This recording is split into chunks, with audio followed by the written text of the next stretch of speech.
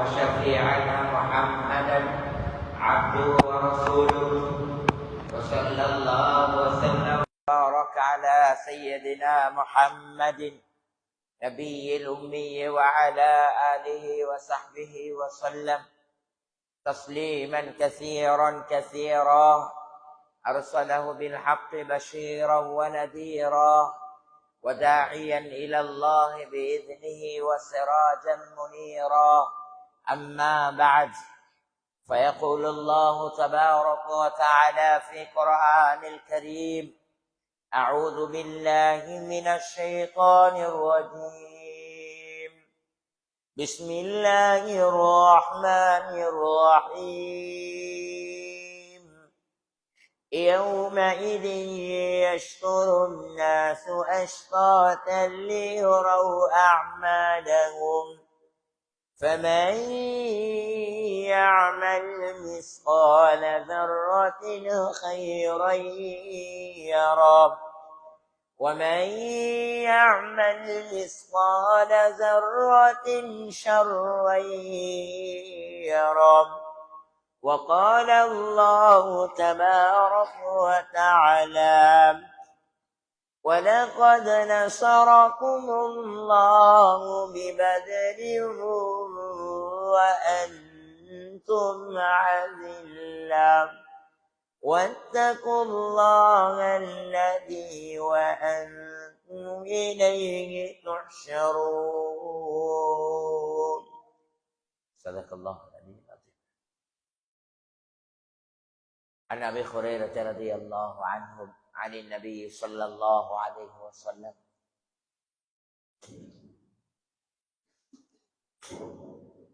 إذا مات ابن آدم انقطع عنه عمله إلا من ثلاث: صدقة جارية، أو علم ينتفع به، أو ولد صالح يدعو له. أخرجه الترمذي. وقال عليه الصلاة والسلام أيضا: أمرت أن أقاتل الناس حتى يشهدوا أن لا إله إلا الله وأن محمد رسول الله وإقامة الصلاة وإيتاء الزكاة إلا بالحق الإسلام وحسابهم على الله تعالى. صدق رسول الله صلى الله عليه وسلم.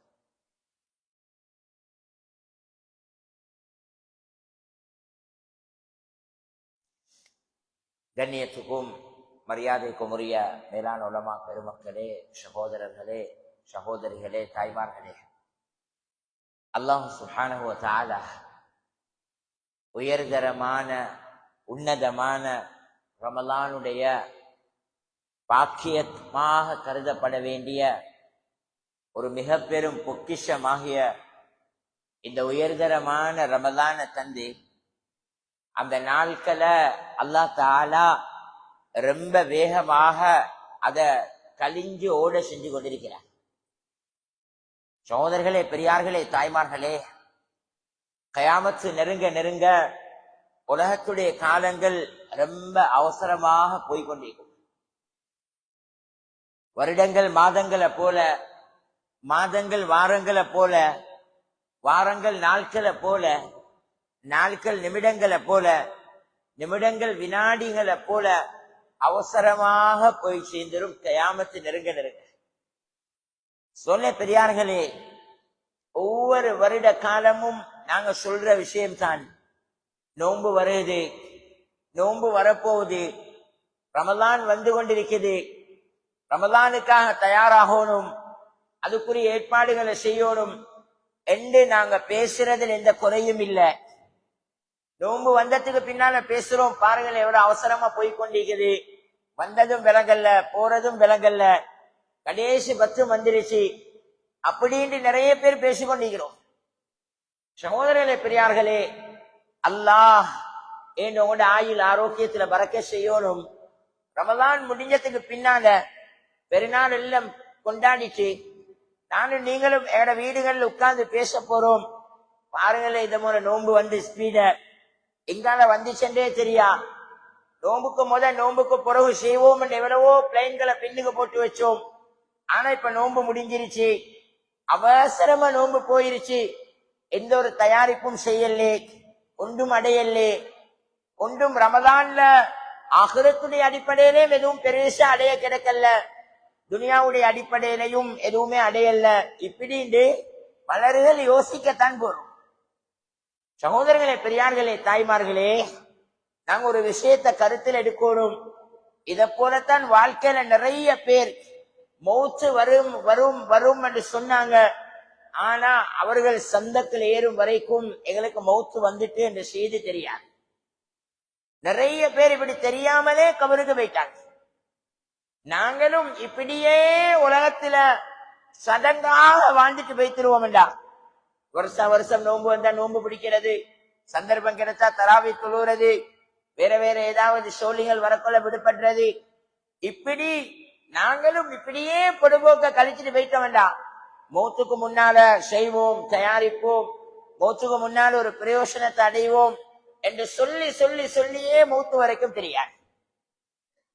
அல்லாஹ் குர்ஆன்ல கயாமத்துடைய நாள்ல முனாஃபிகூன்கள் வாயால அல்லாஹ் அல்லாஹ்னு சொல்லிக் கொண்டு உள்ளத்தில் அல்லாஹ்ட சிந்தனை இல்லாத, அல்லாஹ்ட பயம் இல்லாத, கபருடைய பயம் இல்லாத, கபருடைய சிந்தனை இல்லாத முனாஃபிகூன்கள் இருக்கிறாங்களே, அவர்கள் நாளை கயாமத்தில ஈமான்தாரிகளை பார்த்து உண்மையிலே அல்லாஹ்வை நம்பி மௌத்த பயந்து ஆகிரத்தை பயந்து உலகத்துல கொடுக்கப்பட்ட சந்தர்ப்பத்தை பயன்படுத்தின அந்த சஹாபாக்களை போல அந்த நல்ல மக்களை, அந்த முஃமின்களை கண்டு பார்த்து அவர்களுடைய வெளிச்சத்தை பார்த்து அந்த இருள் சூழ்ந்த கயாமத்துடைய நாள்ல அவர்களுடைய பிரகாசத்தை பார்த்து சொல்லுவாங்களாம், எங்களுக்கும் கொஞ்சம் ஒளி தாங்களே, எங்களுக்கும் கொஞ்சம் சந்தர்ப்பம் தாங்க, எங்களையும் கொஞ்சம் உங்களோட சேர்த்துக் கொள்ளுங்க.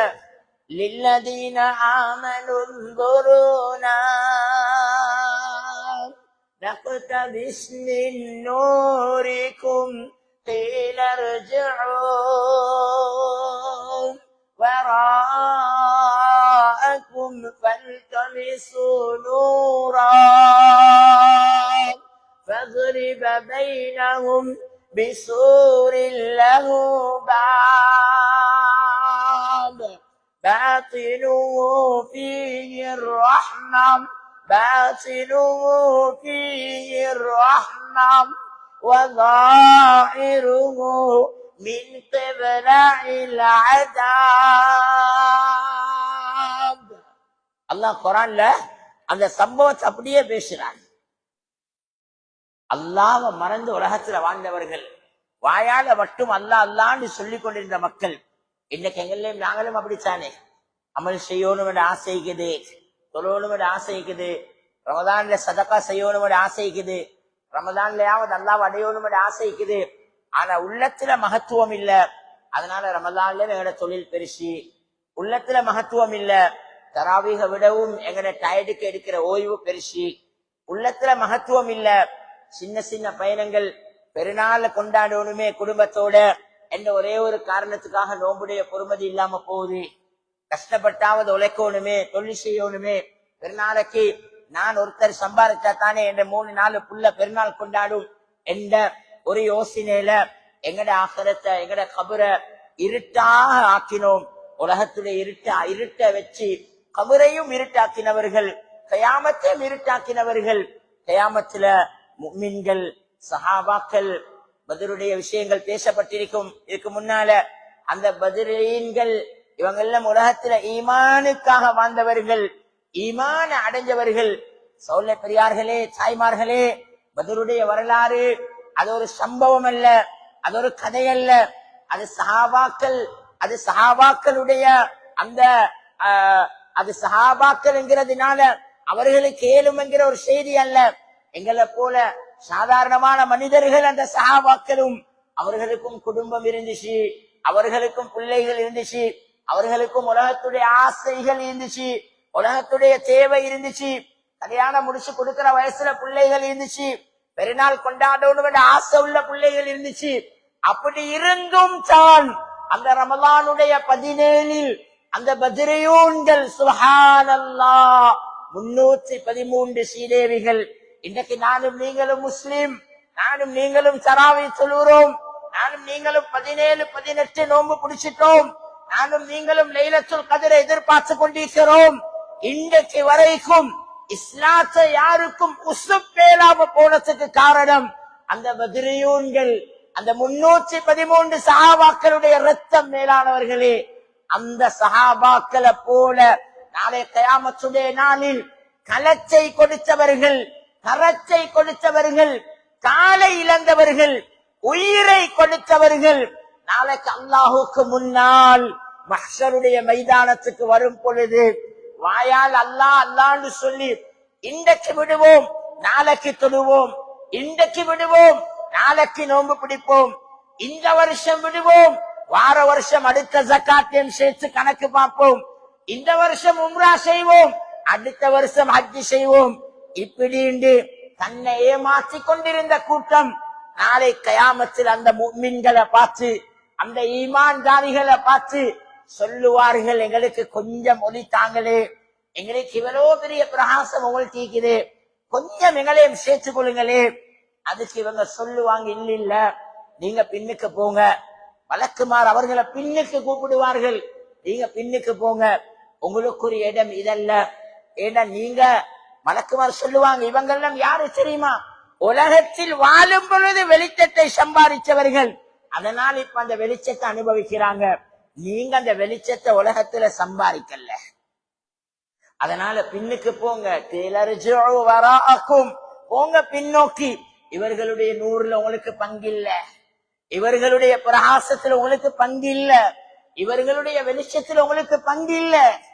குர்ஆன் சொல்லுது, இந்த முனாஃபிகூன்கள், இந்த உலகத்தை பாவிக்காதவர்கள், இந்த உலகத்துல இவ்வளோ பெருமதியான இஸ்லாம், இவ்வளோ பெருமதியான தீன், இவ்வளோ பெருமதியான மார்க்கம், நிரந்தர வாழ்க்கையில் ஈடேற்றம் கொடுக்கக்கூடிய, கண்ணுக்கு எட்டாத விசாலமுள்ள சுவர்க்கம் கொடுக்கக்கூடிய அந்த தீனை யார் உலகத்துல மதிக்கலையோ, அந்த தீனை யார் உலகத்துல பொறுப்படி செல்லையோ, யார் அந்த தீனின் பிரகாரம் வாழ்ந்து நிம்மதி சந்தோஷத்தை அடையலையோ, மனம் போன போக்கில வாழ்ந்துட்டு போனவர், ரமலான பாவிக்காதவர், ரமலானுடைய இரவுகளை பயன்படுத்தாதவர், இரவுடைய தராவிகளை பாவிக்காதவர், கயாமத்துடைய நாளையும் கண்ணீர்கள் வற்றின கண்களுடையவர்கள், கயாமுல் லைலுடைய இரவுகளிலும் லைலத்துல் கத்ருடைய இரவுகளிலும் கண்கள் வற்றிக்குது, ஒரு துளி கண்ணீர் அல்லாஹுக்கு முன்னால வடிக்கல்ல. இந்த மக்கள் நாளைக்கு அழுவார்கள், கயாமத்துல கை சேதப்படுவார்கள். மேலானவர்களே, எந்த அளவுக்கு கை சேதம் வேண்டாம்.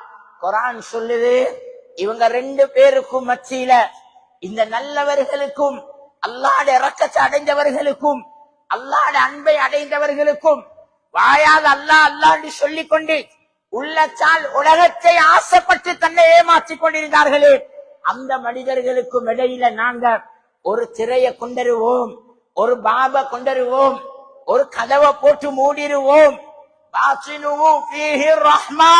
அந்த கதவுடைய உள்புறத்தில் அல்லாஹுடைய ரஹ்மத் சூழ்ந்து கொள்ளும்.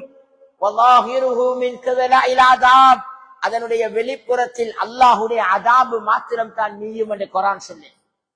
அல்லாஹுடைய நல்லடியார்களே, உலகத்தில் யாரெல்லாம் ரமலானை அடைந்தும் ஏமாந்தார்களோ, உலகத்தில் யாரெல்லாம் ஜகாத்துடைய எல்லையை அடைந்தும் ஏமாந்தார்களோ, உலகத்தில் யாரெல்லாம் ஆரோக்கியம் கொடுக்கப்பட்டும் அல்லாஹுவை அடையும் விடயத்தில் ஏமாந்தார்களோ, அவங்க எல்லாரும் வெளியில இருந்து கத்துவார்கள், நாங்க உங்களோடு உலகத்தில் உண்டாத்தானே இருந்தோம், நாங்க உலகத்தில் உங்களோடு உண்டாத்தானே தொழில் செஞ்சோம், நாங்க உலகத்தில் உங்களோட உண்டாத்தானே சாப்பிட்டோம், எங்கட பொருளை நீங்க வாங்கினீங்க, உங்களோட பொருளை நாங்க வாங்கினோம், உங்களோட கடைக்கு நாங்க வந்தோம், எங்கட ஷொப்புக்கு நீங்க வந்தீங்க, நாங்க எல்லாம் உலகத்துல ஒன்றுக்குத்தானே இருந்தோம், ஏன் இப்ப எங்களை வெளியே போட்டு மூடிட்டீங்க என்று சொல்லும் பொழுது உள்ளுக்குள்ள மக்கள் சொல்லுவார்கள், நீங்க சொல்றது உண்மைதான், நீங்க சொல்ற விஷயம் உண்மை, ஆனா அது உலகத்தோட முடிஞ்சு வியாபாரத்துடைய தொடர்பு அது மௌத்தோடு முடிந்து விட்டது, அது கபருக்கு வரல.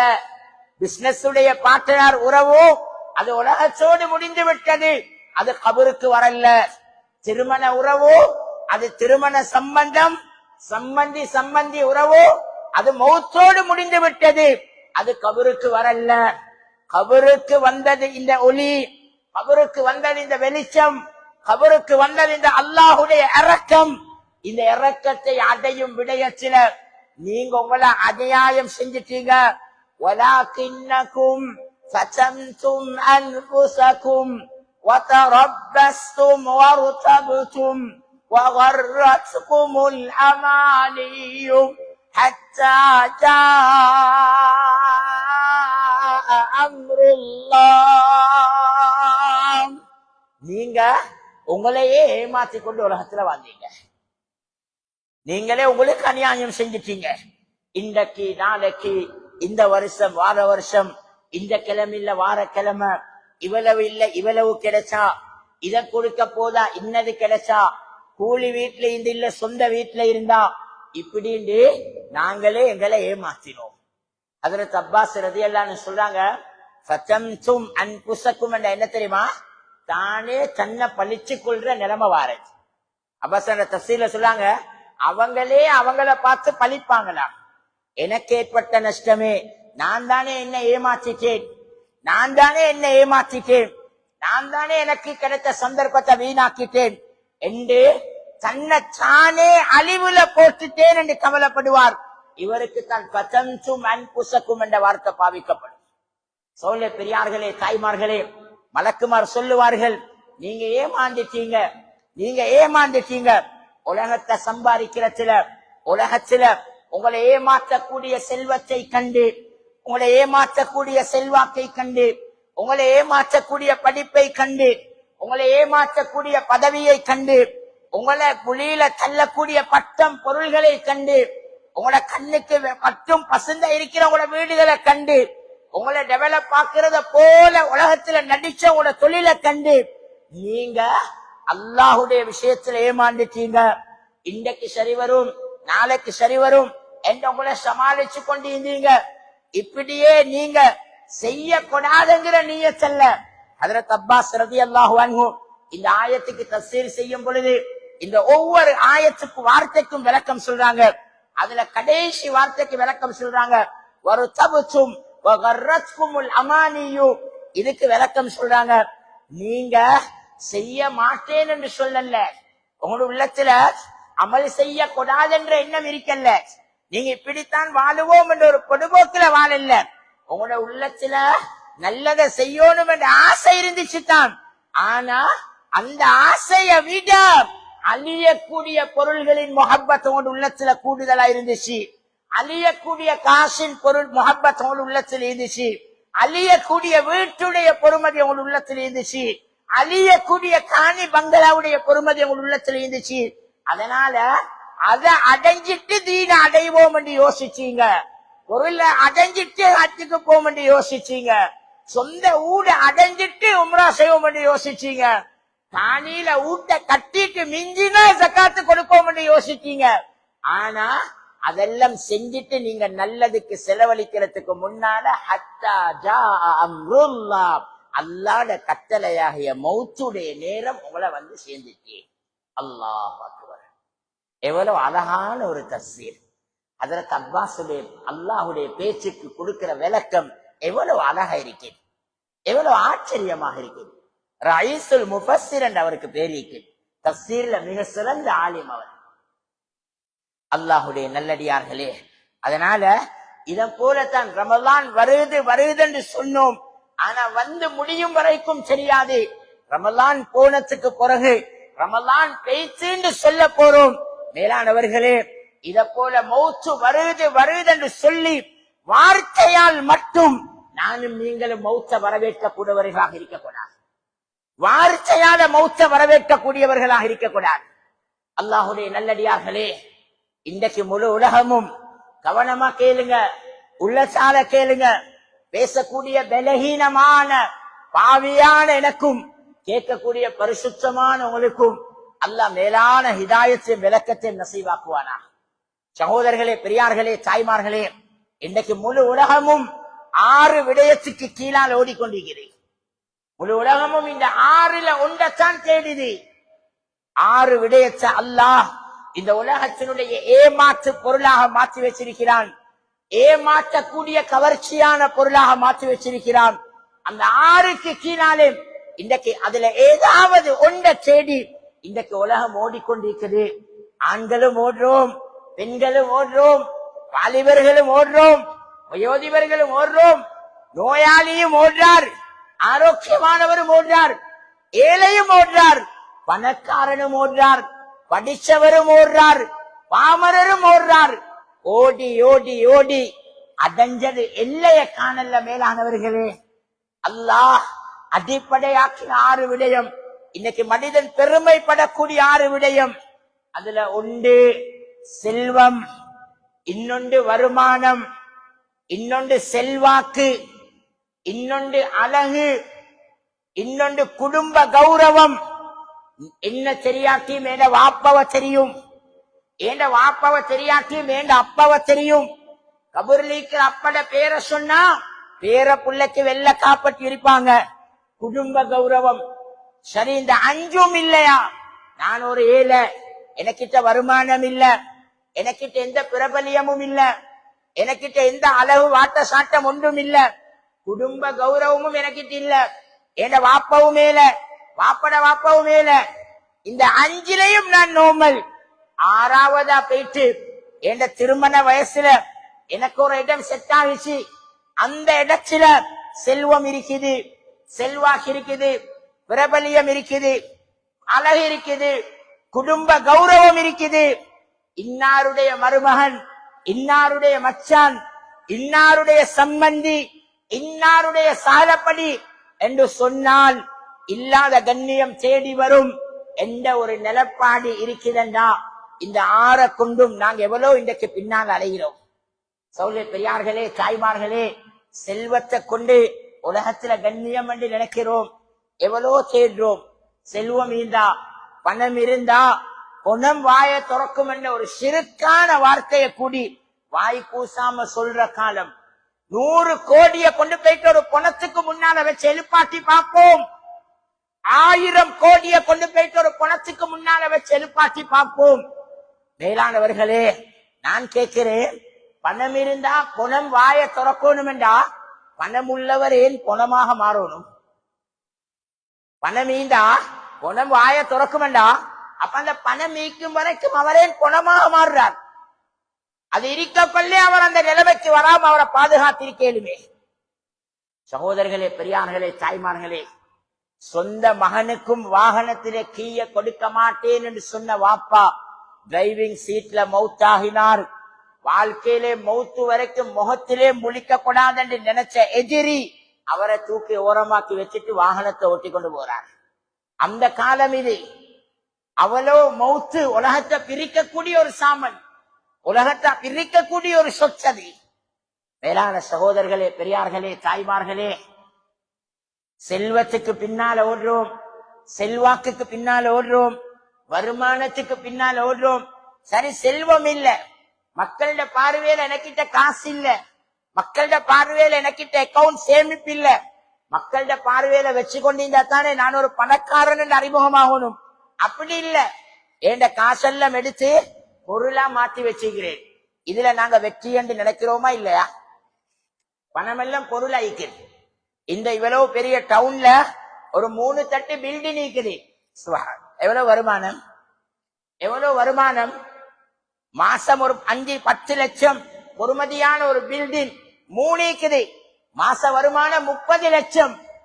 மேலான சகோதரர்களே, பெரியார்களே, தாய்மார்களே, அந்த 30 லட்சத்துக்குள்ள நாங்க செட்டில் ஆகலாம் என்று யோசிக்கிறோம். சரி, அப்படியும் இல்ல, வருமானமும் இல்ல, பிரபலியம் இருக்குது, வேற சொன்ன அறிமுகம் இருக்குது, வேற யாரையும் அறிமுகப்படுத்த தேவையில்ல. இன்னார் இந்தா, மாஷா அல்லாஹ், அவரா நம்பிக்கையானவரு, நல்லவரு, அவர் எங்கட கடையை கூப்பிடுங்க, எங்கட இடத்துக்கு தொழிலுக்கு வராரா? இல்ல அவரு வேட்டர் இல்ல, அவரு கெஷியர் இல்ல, அவரு சப்ளைக்கு இல்ல, அவரு பில் போடுற அக்கவுண்டர்.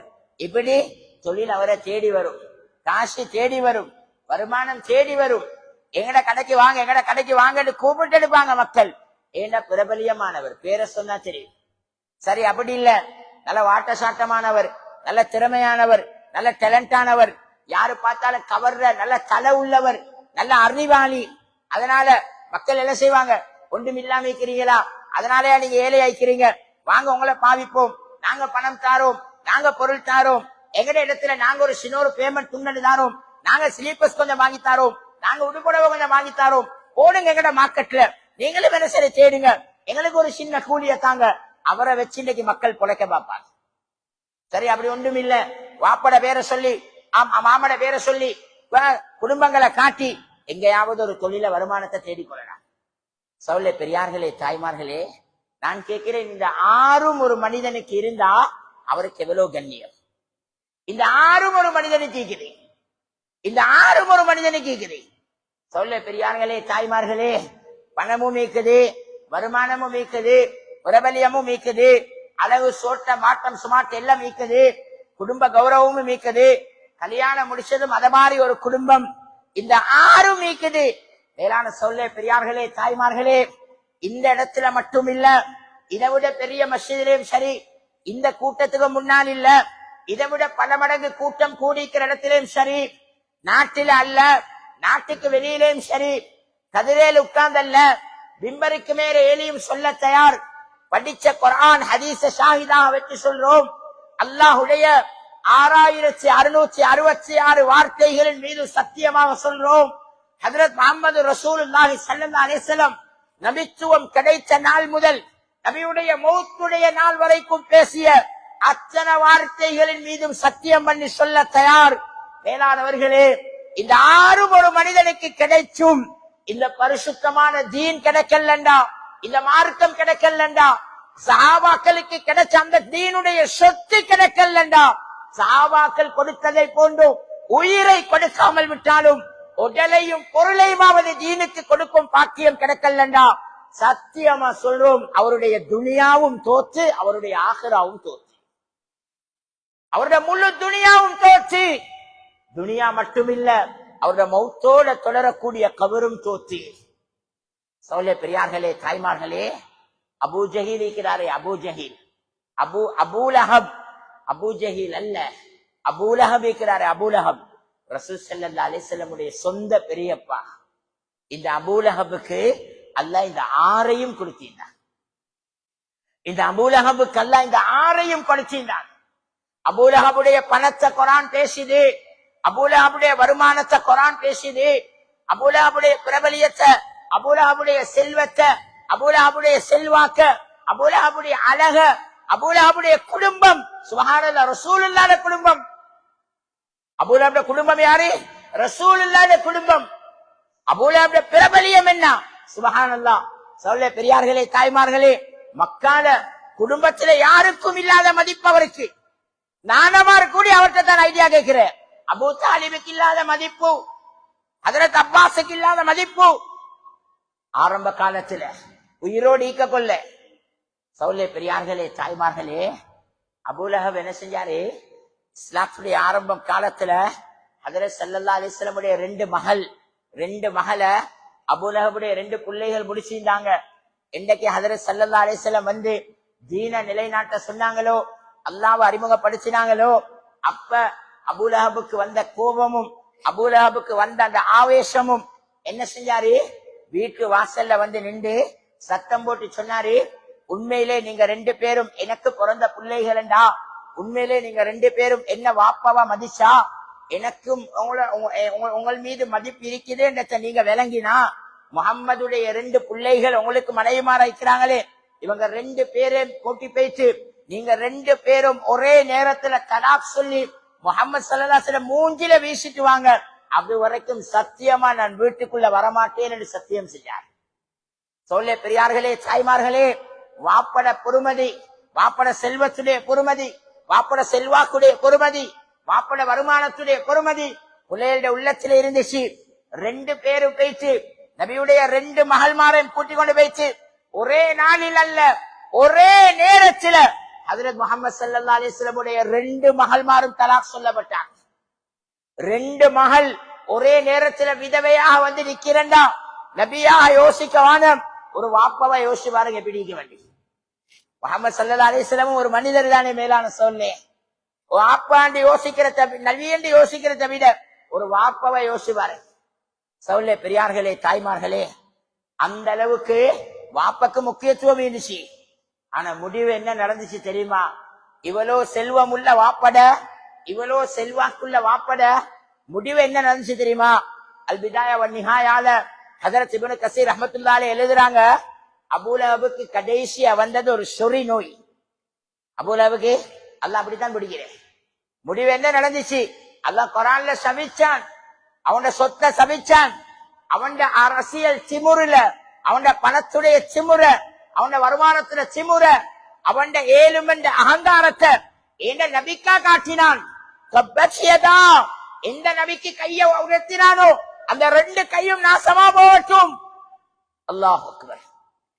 சோழ பெரியார்களே, தாய்மார்களே, அல்லாஹ்வுடைய பதுவாவுடைய முடிவு. யாருடைய பதுவாவே இவர் அடையல்ல.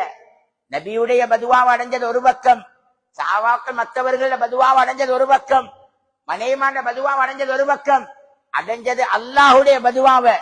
ஆனா இந்த ஆறும் இருந்துச்சு. அல்லாஹ்ட பதுவாவை அடைஞ்சார். அல்லாஹ் இந்த ஆறுக்கும் சபிச்சான். அவருடைய அழகு நரகத்துக்கு தகுதியானது என்று அல்லாஹ் குர்ஆனுடைய ஆயத்தை இறக்கினான். சயஸ்லா நாரன் ஸாத்த லஹப். ஸாத்த லஹப் என்ன தெரியுமா? கொழுந்து விட்டு எரியிற நெருப்பு. கொழுந்து விட்டு எரியிற நெருப்பு. நல்ல நல்ல வாட்ட சாட்டமான உடம்புக்கும் கொழுந்து விட்டது என்ற ஒரு கருத்தொண்ட அது அரபியில கொடுப்பாங்க. மேலான சொல்ல பெரியார்களே, தஃசீருடைய உலமாக்கள் எழுதுறாங்க, சயஸ்லா நாரன் ஸாத்த லஹபுக்கு கீழே எழுதுறாங்க சில தஃசீர்கள்ல, அபூலஹபுடைய அந்த சுமாட்டான அந்த வாட்ட சாட்டமான அந்த கொழுந்து விட்ட உடம்பு இருக்குதே, அந்த உடம்பு கொழுந்து விட்டு பத்தக்கூடிய அந்த நரக நெருப்புக்கு போகும் என்று உலமாக்கள் எழுதுறாங்க.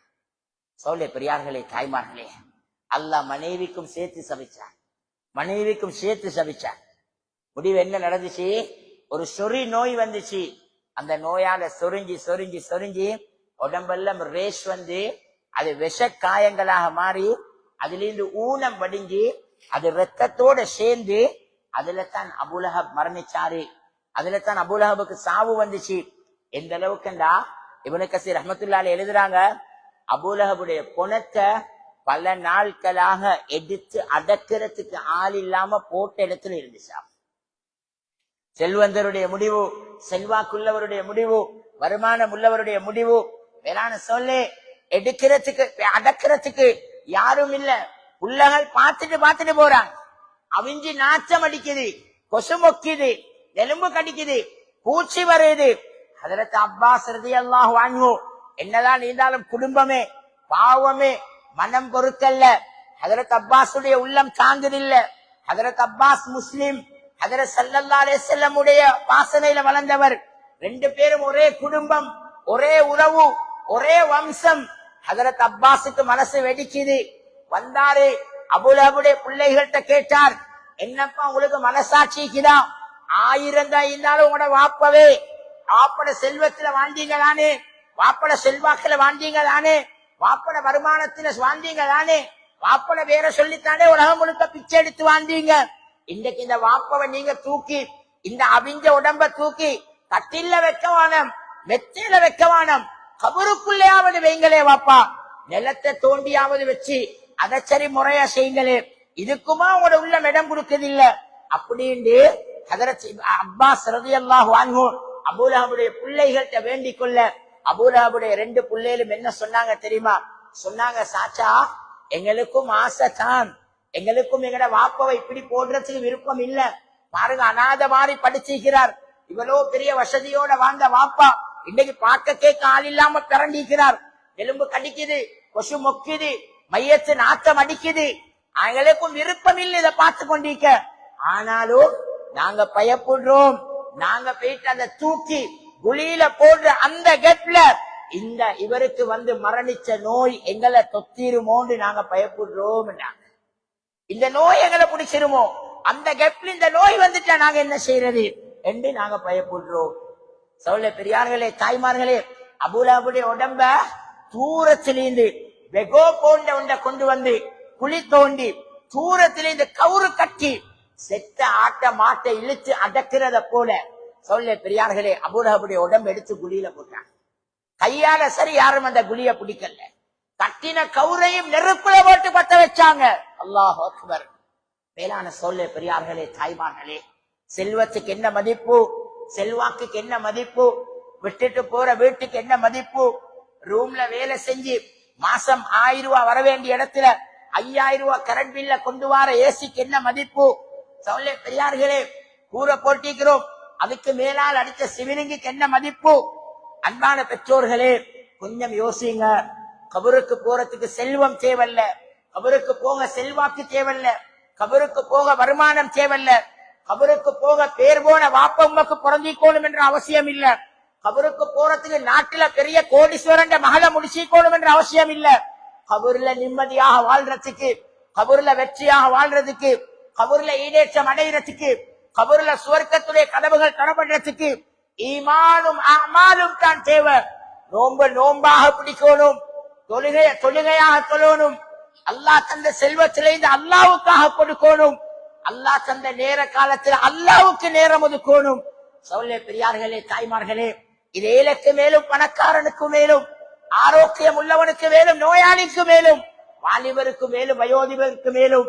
ஹஜரத் பிலால் இதுக்கு ஆப்போசிட். இந்த ஆறும் இல்ல, ஹஜரத் பிலால் இந்த ஆறும் இல்ல.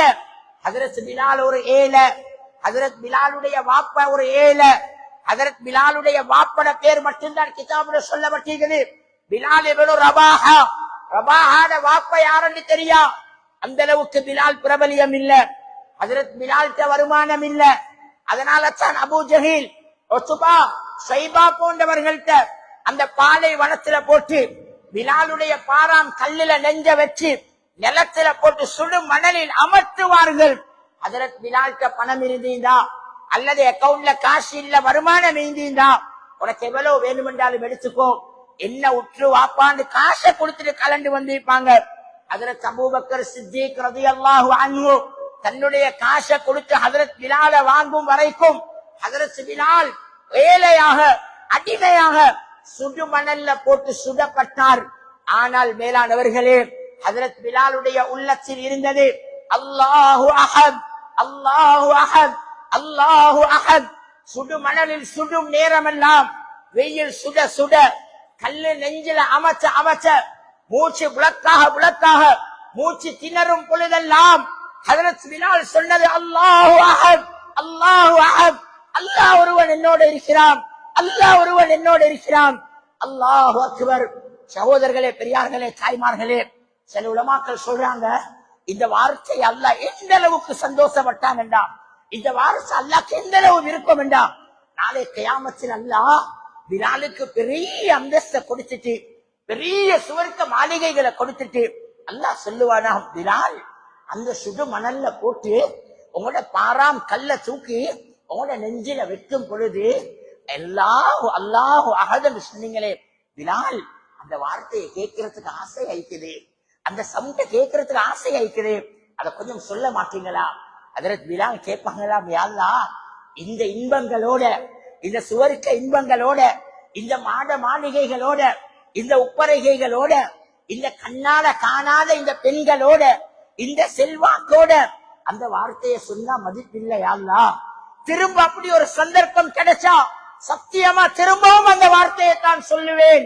அல்லாஹு அக்பர், அல்லாஹு அக்பர். மேலானவர்களே, இதுதான் சஹாபாக்கள்.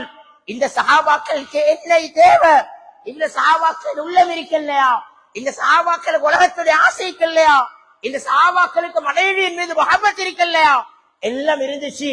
ஆனா எல்லாத்தையும் விட என் அல்லாஹ்க்கு போற நாள் எனக்கு பெருசு, என் கபருக்கு போற நாள் எனக்கு பெருசு, இதை நான் வெற்றி தரமானதாக மாற்றணும் என்ற அந்த மேல் எண்ணம் அந்த சஹாபாக்களுடைய உள்ளம். ஹஜரத் பிலால்ட்ட வருமானம் இல்ல, செல்வம் இல்ல, செல்வாக்கு இல்ல, அழகு, கருப்பு, நீக்ரோ ஒன்றுமே இல்ல, வசதி இல்ல, ஒரு நாளைக்கு சாப்பிட்டா பல நாளைக்கு பசியில, அடிமையுடைய குடும்பத்தில் இருந்து வந்தவர், திருமணம் முடிச்ச மனைவியை பற்றி எந்த பரணையும் கிதாபுகள் இல்ல, ஒரு சாதாரண பெண்மணி. மேலான சொல்ல பெரியார்களே, தாய்மார்களே, இப்படி வாழ்ந்தார் ஹஜரத் பிலால் ஸல்லல்லாஹு அலைஹி வஸல்லம். ஸல்லல்லாஹு அலைஹி வஸல்லம் உலகத்தில் கேட்டார்கள், பிலால் பிலால், நேற்று இரவு உங்களோட கால் பாதணியுடைய சத்தத்தை நான் சுவர்க்கத்தில கேட்டேன். பிலால், என்ன அமல் செய்றீங்க? இரவேல என்ன அமல் செய்றீங்க? ஸல்லல்லாஹு அலைஹி வஸல்லம் சாப்பிட்டு கொண்டிருக்கிறாங்க சஹாபாக்களோட. ஹஜரத் பிலால் மஜ்லிஸுக்கு வந்தார். ஒரு சஹாபி சொன்னார், பிலால் வாங்க சாப்பிடுவோம். ஹஜரத் ஸல்லல்லாஹு அலைஹி வஸல்லம் சொன்னாங்க, பிலாலுடைய சாப்பாடு சுவர்க்கத்தில பத்திரமாக இருக்குது. அன்பான பெற்றோர்களே, உலகத்திலேயே சுவர்க்கத்தில் நடந்த சத்தம் நபி அவர்களுடைய காதுக்கு கேட்டதென்றால் ஹதரத் பிலால் அழகை கொண்டு அடையல்ல, அறிவை கொண்டு அடையல்ல, வருமானத்தை கொண்டு அடையல்ல, அடிமையுடைய அந்தஸ்து சுவர்க்கத்தில் உயர்ந்தது. மேலானவர்களே, நாளைக்கு மௌத்தா போறார், இன்றைக்கு சக்கராத்தில் இருக்கிறார், மனைவி அழுகிறா, என்ன விட்டுட்டு போறீங்களா? அங்க அபூலஹப்ல முடிவை பாருங்க. உயிர் போனதுக்கு பிறகு பல நாள் மையத்து ரோட்ல அடக்க ஆள் இல்ல. ஹதரத் பிலாலுக்கு உண்மையிலே யாரும் இல்ல, இருந்தது அந்த மனைவி மட்டும் தான். ஹதரத் பிலாலுடைய சக்கராத்துல மனைவி அழுகிறா, என்ன விட்டுட்டு போறீங்களா? சொல்லு, செல்வத்தோடு வாழ்ந்த கணவன் போகல, செல்வாக்கோடு வாழ்ந்த கணவன் போகல, ஏழையாவும் அடிமையாவும் ஒரு நாளைக்கு திண்டு பல நாளைக்கு பசியிலேயும் வாழ்ந்த அந்த கணவன் போறார். மனைவி தேம்பி தேம்பி அழுகிறா, என்ன விட்டுட்டு போறீங்களே, நான் எப்படி உங்களோட பிரிவை தாங்குவேன்? ஹதரத் பிலால் சிரிக்கிறார், மௌத்தாக போறவர் சிரிக்கிறார், சக்கராத்தில் உள்ளவர் சிரிக்கிறார். மனைவி பக்கத்திலே இருந்து அழுகிறா, என்ன விட்டுட்டு போறீங்களா? ஹதரத் பிலால் பக்கத்திலே இருந்து பாட்டு படிக்கிறார், வா மர்ஹபா வா மர்ஹபா வகதன் முஹம்மதா, என்னை நோக்கி வர இருக்கும் மரணமே, அவசரமா என்னிடத்துல வந்து சேரு, நாளை நான் முஹம்மதுர் ரசூலுல்லாஹ்வுடன் கழிக்க வேண்டும். அல்லாஹ் அக்பர், அல்லாஹ் அக்பர். இதுதான் சஹாபாக்கள். மேலானவர்களே, இதுதான் சஹாபாக்கள், இதுதான் அந்த சஹாபாக்களுடைய உள்ளம். இந்த சஹாபாக்கள் தான் ரமலானுடைய மாதத்துல பெருநாளை வச்சுட்டு வெறும் 17 நோம்போட போயிட்டு உயிரை கொடுத்தாங்க அல்லாஹ்க்கு. மேலானவர்களே, இது ஒரு கதை அல்ல, இது சஹாபாக்களுடைய உள்ளத்தின் உணர்வு. பத்ருக்கு மைதானத்துக்கு முன்னால பேச்சு நின்று பாருங்க, உள்ளத்தை குடிச்சு கேளுங்க, காதை குடிச்சு கேளுங்க. இப்பவும் வால் வீசுற சத்தம் கேட்கும் அந்த பத்ருடைய மைதானத்தில், ரத்த வாசம் அடிக்கும் அந்த பத்ருடைய மைதானத்தில். மேலானவர்களே, அல்லாஹ் கபூல் செய்த இடம், அல்லாஹ் கபூல் செய்த ஸ்ரீதேவிகள் கால் வைத்த இடம். சொல்லே பெரியார்களே, தாய்மார்களே, பத்ர் வாரத்துக்கு முன்னாலே அந்த சஹாபாக்கள் இருக்கிற சொத்தெல்லாம் இழந்துட்டாங்க ரசூலுல்லாஹ்க்காக வேண்டி. ஹதரத் ஸல்லல்லாஹு அலைஹி வஸல்லம் உடைய தீன மறுத்து, அந்த நபியுடைய தீன, நான் சம்பவம் சொல்லல, சுருக்கமா சில விஷயத்தை தொட்டு காட்டுறேன். ஹதரத் ஸல்லல்லாஹு அலைஹி வஸல்லம் உடைய மக்காவுடைய ஆரம்ப அழைப்பை ஏற்று அந்த தீன் வளரும் பொழுது மக்காவுக்கு சொந்தக்காரர்களாகிய அந்த குறைஷிகள் பயந்தார்கள், அந்த காபிர்கள் பயந்தாங்க. இவங்க நாட்டை புடிச்சிருவாங்க, ஊரை புடிச்சிருவாங்க, இடத்தை புடிச்சிருவாங்க என்று அந்த மக்கள் பயந்து இவர்களை பிஞ்சிலே இவர்களை புடுங்கி வீசிடணும், இவர்களை முத்த விடக்கூடாது என்று சொல்லி என்ன செஞ்சாங்க? மக்காலிருந்து நீங்க போகணும், ஒன்று இந்த மார்க்க தாவத்தை விடணும், ஒன்று இந்த தாவத்துடைய பிரச்சாரத்தை விடணும், அல்லாண்டு சொல்றத விடணும். இல்லண்டா உங்களை யாரெல்லாம் ஏற்றுக்கொண்டிருக்கிறாங்களோ அவங்க ஒத்தருக்கும் இந்த மக்கால் இடம் இல்ல, இந்த மக்காவில் இருக்கிற முழுசை விட்டு போட்டு நீங்க ஊருக்கு ஓரமாகணும். ஸல்லல்லாஹு அலைஹி வஸல்லமுக்கு வந்த பெரிய ஒரு சோதனை இது. முடிவெடுத்தாங்க, ரசூலுல்லாஹ் முடிவெடுத்தாங்க, நான் மக்காவை விட்டு போறேன். சில சஹாபாக்கள் தயாராகினாங்க, முஹாஜிரீன்கள் தயாராகினாங்க. யா ரசூலல்லாஹ், உங்களுக்கு நீங்க இல்லாத இடத்துல எங்களுக்கு என்ன வாழ்க்கை? எங்களுக்கு இந்த மக்கா வானம், எங்களுக்கு இந்த சொத்து வானம், எங்களுக்கு இந்த செல்வம் வானம், எங்களுக்கு இந்த குறைஷிகள் தந்த பொம்புல வானம், எங்களுக்கு இவர்களிட மாளிகை வானம், எங்களுக்கு வேணும் அல்லாவும் ரசூலும் வாக்களித்த சுவர்க்கமும் தான் எங்களுக்கு வேணும், நாங்களும் உங்களோட வாரோம் என்று சில சஹாபாக்கள் தயாராகினார்கள். ஆனால் அந்த குறைஷிகள் எதிர்பார்க்கல அந்த சஹாபாக்கள் தயாராகுவாங்க என்று, நிறையவர்கள் தனித்து போவார்கள் என்று தான் அவர்கள் எதிர்பார்த்தார்கள். அல்லாஹ் ரஹ்மத் செய்யணும், அல்லாஹ் அந்த ஸ்ரீதேவிகளுக்கு கிருபை செய்யணும். அந்த ரதி அல்லாஹு அன்ஹும் உள்ளத்துக்கு எவ்வளவு சந்தோஷமா இருக்குது அந்த சஹாபாக்களுடைய வரலாறை பேசும் பொழுது. மேலானவர்களே, அந்த ஸ்ரீதேவிகள் முழுசையும் தூக்கி வீசிட்டு நாங்க வாரோம் யா ரசூலல்லாஹ் என்று அந்த சஹாபாக்கள் தயாராகினார்கள். இது குறைஷிகளுக்கு பெரிய ஒரு தாக்கத்தை உண்டாக்கியது. சொன்னாங்க, இரண்டாவது ஒரு சோதனையை கொண்டாங்க. உங்கள யாரெல்லாம் நபியிட பின்னால போறீங்களோ, நீங்க மக்கால கல்யாணம் முடிச்சீங்களா? அந்த குடும்பத்தில் உள்ளவர்களை போய் வைன் பண்ணினாங்க. உங்களோட மகள் அனுப்பாதுங்க, உங்களோட மருமகள் அனுப்பாதுங்க, உங்களோட தாத்த தங்கச்சி அனுப்பாதுங்க, அவங்க வேறொரு மார்க்கத்தை தேடி போறாங்க என்று அவங்கள வைன் பண்ணி மக்காவுல கல்யாணம் சஹாபாக்களுக்கு முடிச்சு கொடுக்கப்பட்ட பெண்களுடைய குடும்பத்தார்கள் எல்லாம் அந்த பெண்களை அவங்களோட வீடுகளுக்கு கூட்டிக் கொண்டு போயிட்டாங்க. மக்கால யாருக்கெல்லாம் தொழில் இருந்துச்சோ இதுக்கு பிறகு தொழில் இல்லைன்னு விலக்கி விட்டார்கள். யாருக்கெல்லாம் மக்காவுடைய கடன்களுக்கு கடைகளுக்கு கடன் இருந்துச்சோ அந்த கடன்கள் எல்லாம் கேட்டு குறவலைய குடித்து விட்டார்கள். சகோதரர்களே, ஏன் இதுல சரி அவங்க போக மாட்டார்கள், இந்த மார்க்கம் படுக்கும் என்ற ஒரு எண்ணத்தில் அவர்கள் அந்த காரியத்தை எல்லாம் செய்தார்கள். ஆனா அந்த சஹாபாக்கள் உறுதியாக இருந்தாங்க, இல்ல நாங்க நபியோட போகத்தான் போறோம். சுப்ஹானல்லாஹ், போனாங்க. மக்காவுடைய போர்டர் வரைக்கும் போனாங்க. இவர்கள் சொன்னத்தை செய்தார்கள். ஹஜரத் உம்மு சலமா சொல்றா, இதுல நிறைய சம்பவம் இருக்குது. நான் நேரத்தை கருதி ஒவ்வொன்றாக தொட்டு கொண்டு போறேன். ஒவ்வொரு சம்பவத்தோட நான் அடுத்த விடயத்துக்கு வாரேன். ஹஜரத் உம்மு சலமா சொல்றா, நானும் என்ற கணவன் அபூ சலமாவும் சரியான இறக்கமா வாழ்ந்தோம், புரிந்து உணர்வோட வாழ்ந்தோம். எங்களுக்குள் எந்த சண்டை சச்சரவும் இல்லை.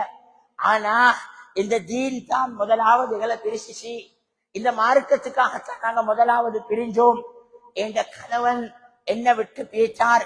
என்ற மக்கா வாசிகள் என்ன செஞ்சாங்க, என்னைய அந்தவளோட அனுப்ப மாட்டேன் என்று சொல்லி என்ன தடுத்து வச்சு கொண்டாங்க. என்ற கணவன் என்ன விட்டு பிரிஞ்சு போயிட்டார். அந்த பள்ளத்தாக்குல நான் என் கணவனை விட்டு தனிச்சு நின்றேன். என்ற கணவன் குடும்பத்தார்கள் நான் போறதாக கேள்விப்பட்டு, நானும் ஹிஜ்ரத் செஞ்சு ரசூலுல்லாஹ் வழியில வாரதாக கேள்விப்பட்டு என்ற புள்ளைய பறிச்சு கொண்டாங்க. என்ற கணவன் ஒரு பக்கம், என்ற புள்ள ஒரு பக்கம், நான் ஒரு பக்கம். அம்மு சலமா சொல்றா, ஒவ்வொரு நாளும் காலையில தொடர்ந்து 18 நாட்கள் நான் காலையில நானும் என்ற கணவனும் என்ற பிள்ளையும் எந்த இடத்தில் பிரிக்கப்பட்டோமோ அந்த இடத்துல உட்கார்ந்து சேம்பி அழுவேன். என் மீது என்ற கணவன் நானட மகன் பரிதாபப்பட்டாரு. அவர் 2-3 தரக்க நான் அந்த இடத்துல உட்கார்ந்து அழுகிறத கண்டாரு. குடும்பத்திட்ட போய் எனக்காக இறக்கப்பட்டு பேசினார். என்ற பிள்ளை எனக்கிட்ட வாங்கி தந்துட்டார். ஆனா என்ற கணவன் பல மாதத்துக்கு பின்னால்தான் எனக்கு கிடைச்சார். மேலான சௌல்லே பெரியார்களே, தாய்மார்களே, ஹஜ்ரத் அப்துர் ரஹ்மான் இப்னு அவுஃப் ரலியல்லாஹு அன்ஹு மக்காலேந்து போன முஹாஜிரீன்கள் அவரும் ஒரு ஆள். எங்களுக்கு எல்லாருக்கும் தெரியும் ஹஜ்ரத் அப்துர் ரஹ்மான் மக்கால எவ்வளவு பெரிய கோடீஸ்வரர் எங்களுக்கு தெரியும். மக்காவுடைய எல்லையை தாண்டும் பொழுது அபூ ஜஹீலுடைய செக் பாயிண்ட்ல ஒரு படை பிடிச்சாங்க. பிடிச்சு சொன்னாங்க, அப்துர் ரஹ்மான், நீங்க கால்ல போட்டிக்கிற செருப்பும் மக்காவில் வாங்கின செருப்பு, அதனால் இந்த செருப்பையும் கலட்டி தந்துட்டு போங்க. ஹஜ்ரத் அப்துர் ரஹ்மான் உள்ள முடையல்ல, அடே ஒரு தீனுக்காக, ஒரு அல்லாவுக்காக, ஒரு ரசூலுக்காக இவ்வளவு பெரிய சம்பாத்தியத்தை விடுறதா, இவ்வளவு பெரிய செல்வத்தை நான் எப்படி திருப்பி அடைவேன் என்று ஹஜ்ரத் அப்துர் ரஹ்மான் யோசிக்கல. அவர்கள் உள்ள தைரியமாக இருந்துச்சு. கால் இருக்கிற செருப்பை கலட்டி கொடுத்தது மாத்திரம் இல்ல சகோதரர்களே, காலை தூக்கி கால குதிகால பட்ட தூசிய தட்டி சொன்னார், இந்த தூசியும் மக்காவுடைய தூசி, இதுவும் எனக்கு வானம், இதையும் நீங்க வச்சுக்கொள்ளுங்கன்னு சொல்லி வெறும் காலோட ஹஜ்ரத் அப்துர் ரஹ்மான் மதீனாக்கு போனார். வேளாணவர்களே, ஹஜ்ரத் ஸல்லல்லாஹு அலைஹி வஸல்லமுக்கு இதை பார்த்தெல்லாம் சரியான கவலை. ரசூலுல்லாஹ் ஒரு கவலை இருந்துச்சு, எப்படியாவது இந்த மக்கா முஹாஜிரீன்கள் இழந்த சொத்துக்கள்ல அறவாசியாவது இந்த முஹாஜிரீன்களுக்கு வாங்கி கொடுக்கணும் அப்படின்னு ஒரு கவலை இருந்துச்சு. அதுல தான் நபி ஸல்லல்லாஹு அலைஹி வஸல்லம் அவங்களோட ஒரு கோரிக்கைக்கு, அந்த குஃபார்களோட திரும்ப ஒரு கோரிக்கைக்கு தயாராகினாங்க. அவங்க ஷாமுக்கு வியாபாரத்துக்கு போறவாறு அந்த பழக்கம் தொடர்பு இருந்துச்சு. இந்த செய்தி ரசூலுல்லாஹ்க்கு தெரியும். ரசூலுல்லாஹ் ஒரு தடவை பார்த்து கொண்டு இந்த வேலையில போனாத்தான் விஷயம் நடக்கும் என்று நபி அவர்கள் இவர்கள் ஷாமுக்கு வரும் பொழுது அபூ ஜஹீலுடைய படையை சந்திச்சு ஒரு டீல் பேசணும் என்று ஸல்லல்லாஹு அலைஹி வஸல்லம் போனாங்க. நேரம் பார்த்து அவங்க அந்த இடத்தை தாண்டிட்டாங்க. அவங்க ஷாமுக்கு போய் சேர்ந்துட்டாங்க. ஸல்லல்லாஹு அலைஹி வஸல்லம் இவர்கள் திரும்பி வருவதை எதிர்பார்த்திருக்கிறாங்க என்ற செய்தி அந்த ஷாம்ல போன அந்த அபூ ஜஹீலுடைய படைக்கு கேள்விப்பட்டுட்டு அவர் என்ன செஞ்சாரு, இவங்க சண்டை பிடிக்கத்தான் வந்திருக்கிறாங்களோ என்று சொல்லி உடனே மக்காக்கு ஒரு கடிதம் எழுதினார், அபூ ஜஹீலுக்கு ஒரு கடிதம் எழுதினார். இப்படித்தான் நாங்க இப்படி ஒரு செய்தி ஷாம்ல கேள்விப்பட்டோம், முஹம்மது ஸல்லல்லாஹு அலைஹி வஸல்லம் எங்களை சந்திக்க வந்திருக்கிறாராம், என்னமோ பிளான் பண்ணி எங்கள்கிட்ட தோத்து போயிட்டாரு, அதனால என்னமோ பிளான் பண்ணி ஏதோ புதுசா ஒரு பிரச்சனையை சமைக்க பாக்குறாங்க, நீங்க அவசரமா நாங்க விட்டு கொடுக்க கூடாது, அவசரமா நீங்களும் கொஞ்சம் ஆட்களை தயாரிச்சு நாங்க வந்து கொண்டிருக்கிறோம், நீங்க அனுப்புங்க என்று சொல்லி அவருக்கு ஒரு கடிதம் எழுத அபூஜஹில் உடனே ஒரு கூட்டத்தை தயாரிச்சார். கிட்டத்தட்ட 1300 பேர் கொண்ட ஒரு கூட்டம் அந்த மக்காவில் இருந்து வர ஆரம்பித்தார்கள். ஷாம்ல இருந்து அவருடைய வியாபார கூட்டம் வருது. இடையில வரும் பொழுது அந்த வியாபார கூட்டம் யோசிச்சாங்க, இப்ப ஏற்கனவே நாங்க போன பயணம் லொஸ்டா இருக்குது, ஏற்கனவே எங்களுக்குள்ள நிறைய அசௌகரியங்கள் இருக்குது. இந்த நிலைமையில எங்களுக்கு சண்டை பிடிக்கிற ஐடியா இல்ல, பிரச்சனை போடுற ஐடியா இல்ல. அதனால நாங்க இப்ப ரூட்டை மாற்றுவோம், நாங்க வேறொரு பக்கத்தால போயிட்டு மக்காக்கு போயிட்டு சேர்ந்துருவோம். உறவைக்கு ஒரு கட்டத்துல நாங்க இவங்களை வெற்றி செய்வோம், பிளைன் பண்ணி வருவோம் என்று மசூரா பண்ணி திரும்ப அபூஜஹிலுக்கு ஒரு கடிதம் எழுதினாங்க. நாங்க எங்கட பாதையை மாத்த போறோம், நீங்க யாரும் வரவான, நாங்க மக்காக்கு வந்து மசூரா பண்ணி கொள்வோம் என்ற ஒரு செய்தியை சொல்ல அபூஜஹில் அவரு புடிவாதம் முடிச்சார். இல்ல, இது எங்களுக்கு ஒரு சந்தர்ப்பம், இப்ப அவருக்கு ஆள் போதாது, எங்கள்கிட்ட நிறைய பேர் இருக்கிறாங்க, அந்த குறிப்பிட்டவங்களை வச்சு என்ன செய்ய, இப்பவே அவங்களோட கதையை முடிச்சிடணும், இது ஒரு சந்தர்ப்பமா பயன்படுத்துவோம் என்று சொல்லி அவர்கள் சண்டைக்கு தயாராகவே 1300 பேர் கொண்ட படைய அவர் முன்னோக்கி நடக்க சொன்னார். இந்த கடிதத்தை பார்த்துட்டு அதுல 300 பேர் மசூரா செஞ்சாங்க, ஏன் சும்மா போயிட்டு சண்டை பிடிக்கணும், அவங்க தானே எங்களை விட்டுட்டு போயிட்டாங்க, அவங்கள ஊரை விட்டு விரட்டினை போதாச்சுக்கு அவங்களோட போய் சண்டையும் பிடிச்சு அவங்களோட பதுவாவை வாங்கணுமா, இல்ல இது இவங்கட அறப்படிச்ச தனம் என்று சொல்லி 300 பேர் விலகிட்டாங்க. அவங்க திரும்பி ஊர்களுக்கு போயிட்டாங்க. 1000 பேர் கொண்ட பட அந்த இடத்தை நோக்கி வந்தாங்க. ஹஜ்ரத் ஸல்லல்லாஹு அலைஹி வஸல்லமுக்கு தெளிவாக கேள்விப்பட்டுட்டு 1000 பேர் வாராங்களாம் என்று ரசூலுல்லாஹ்வோடு இருக்கிறது வெறும் 313 பேர். இப்ப ஸல்லல்லாஹு அலைஹி வஸல்லம் யோசிக்கிறாங்க, என்ன செய்யற, சஹாபாக்களை கூப்பிட்டு இப்ப தான் பத்ருடைய முதல் மஷூரா நடக்குது, யுத்தத்துக்கண்டே மஷூரா நடக்குது. ஸல்லல்லாஹு அலைஹி வஸல்லம் கேட்டாங்க, இப்ப என்ன செய்யற, நாங்க என்ன செய்யற, எப்படி நாங்க இப்ப இந்த விஷயத்தை ஹேண்டில் பண்ற என்று சொல்லும் பொழுது முஹாஜிரீன்கள் சொன்னாங்க, யா ரசூலல்லாஹ் பயப்பட வானம், என்னத்துக்கு நாங்க பயப்படுவானே, அவங்க ஆள் பலத்தை நம்பி வராங்க, நாங்க எங்களுடைய ஈமானை நம்பி போவோம், ஏன் நாங்க பயப்படணும், அடிச்சா அடிப்போம், இறங்கினா இறங்குவோம், வெட்டினா வெட்டுவோம் என்ற கருத்தை சஹாபாக்கள் முன்வைக்கும் பொழுது ஸல்லல்லாஹு அலைஹி வஸல்லமுக்கும் அதுதான் வேணும், அதுதான் நபியுடைய நியத்தும். ஆனா அன்சாரியின்களும் அந்த இடத்துல இருந்தாங்க, அவங்க யாரும் வாய் துறக்கல்ல. ஸல்லல்லாஹு அலைஹி வஸல்லமுக்கு இது பெரிய ஒரு தர்ம சங்கடமாகிட்டு, ஏண்டா அன்சாரியின்கள் விரும்பி அவங்க வரவேற்று எங்களை கூப்பிட்டு அடக்கலம் தந்திக்க கொள்ள, இன்றைக்கு நாங்க அவங்களே வச்சு எங்களுக்கு ஒரு பிரச்சனை அவங்க பார்த்து கொண்டிருக்க மாட்டாங்க, அவங்களே சண்டை பிடிக்க வச்சு அவங்களே பிரச்சனைக்குள்ள மாட்டி விடுறதா, அவங்க விரும்பி வந்தா பிரச்சனை இல்ல, நாங்க எப்படி இவங்களை மாட்டி விடுறது என்ற ஒரு தர்ம சங்கடம் ஸல்லல்லாஹு அலைஹி வஸல்லமுக்கு இருந்துச்சு. அதனால திரும்ப திரும்ப அன்சாரியின்களோட வாயால் என்ன சரி வருகுதான்னு பார்க்க ஸல்லல்லாஹு அலைஹி வஸல்லம் கேட்டாங்க, என்ன செய்து, உண்மையிலே நீங்களும் யுத்தத்துக்கு ரெடிதானா, உண்மையிலே நீங்களும் யுத்தத்துக்கு ரெடிதானா, முஹாஜிரீன்கள் ரெடி என்று சொல்றாங்க. அப்பவும் ஸல்லல்லாஹு அலைஹி வஸல்லம் கேட்டுக்கொண்டே இருக்கிறாங்க.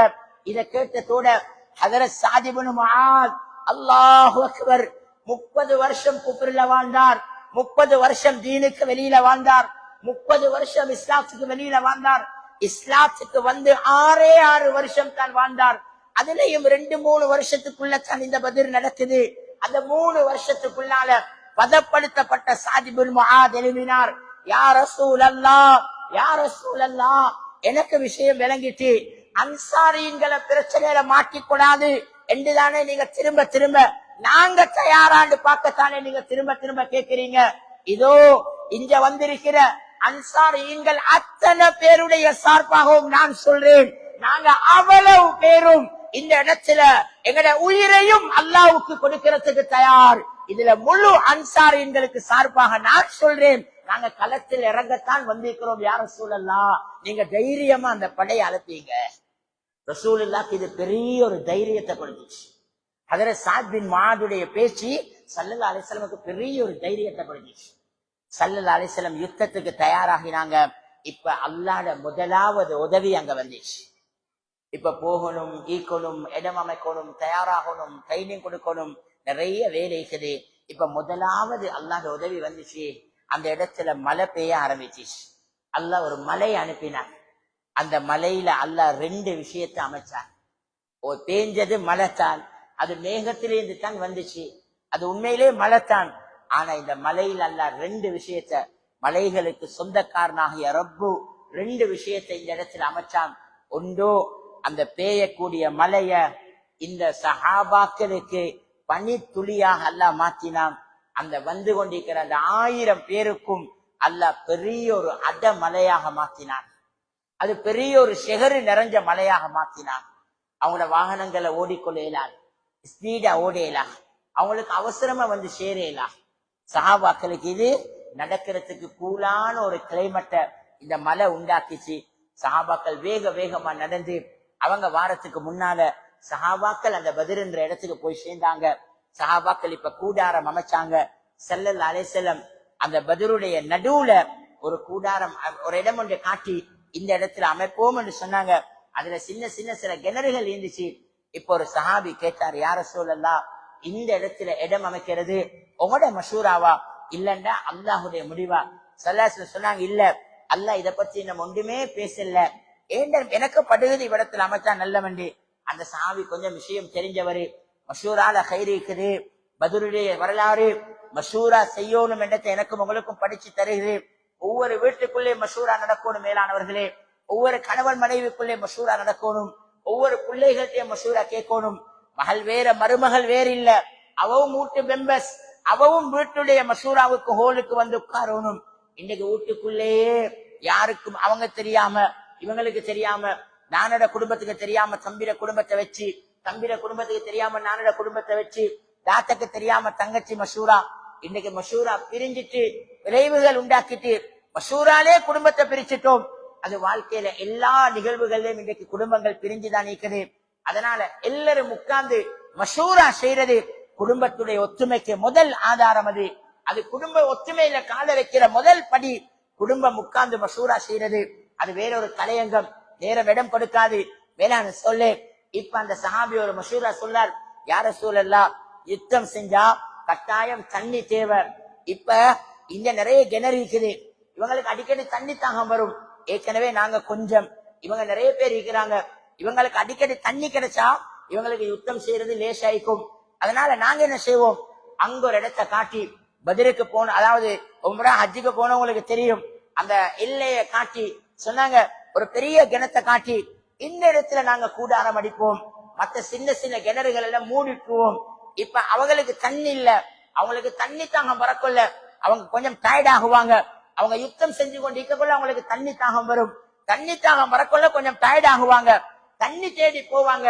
அந்த கெப்ல நாங்க ஒருத்தர் 3 பேரை வெட்டணும், அப்பதான் எங்களுக்கு அவங்களோட சண்டை பிடிக்கலாம். அதனால நாங்க அவங்க தண்ணி தேடிட்டு வர கெப்ல அவங்கள 2-3 பேரை போட்டு தள்ளிடலாம் அப்படின்னு ஒரு மஷூரா சொல்ல, நபி ஸல்லல்லாஹு அலைஹி வஸல்லம் அந்த மஷூராவை ஏற்றுக்கொண்டாங்க. அந்த இடத்துல கூடாரம் அடிச்சாங்க. இப்ப மேலானவர்களே, அதுக்கு பின்னால் அங்க நிறைய விஷயங்கள் நடந்துச்சு. இப்ப காலையில ஸல்லல்லாஹு அலைஹி வஸல்லம் அந்த இரவு முழுக்க கூடாரத்தை அடிச்சிட்டு சஹாபாக்களுக்கு சொன்னாங்க, எல்லாரும் வந்து முஸல்லால உட்காருங்க, எல்லாரும் மிஸ்வாக் செய்யுங்க, எல்லாரும் தஸ்பீஹ கை கெடுங்க, எல்லாரும் அல்லாஹ் தஆலா ஆரம்பிங்கோ என்று 300 பேரை உட்கார வச்சாங்க. ஆனா அவங்க சுப்ஹானல்லாஹ் மலையில நலஞ்சி வாகனத்துல வரக்குள்ள பேசி பேசி வராங்க.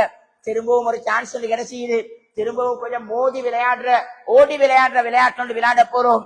இப்படி ஒரு சான்ஸ் இது. 300 பேர் வந்திருக்கிறாங்களாம், எங்களுக்கு 1000 பேருக்கு அடிக்கிறதுக்கு சும்மா லேசா செதுக்கிட்டு வந்துருவோம், நாங்க சும்மா சுத்தினாலே விழுந்துருவாங்க, அந்த போடு போட்டுட்டு வருவோம் என்று ஆடலோட மாடலோட கும்மாளங்களோட ஒருத்தருக்கு ஒருத்தர் யாரு கூட பேரை வெட்டுறது, யாரு தனிய வெட்டுறது, யாரு 10 பேரை வெட்டுறது, கீட்டாரோம் பரிசுதாரோம் போக்கல்ல பாட்டி போடுவோம் என்றெல்லாம் பெரிய பிளைன்களோட கற்பனைகளோட அந்த 1000 பேரும் பத்ருள்ள இடத்துக்கு வந்து சேர்ந்தாங்க. வந்து பார்த்தா கிணறு எல்லாம் மூடி இருக்குது, முதல் ஆப்பு. இப்ப தண்ணி தேடி கொஞ்சம் பேர் வராங்க.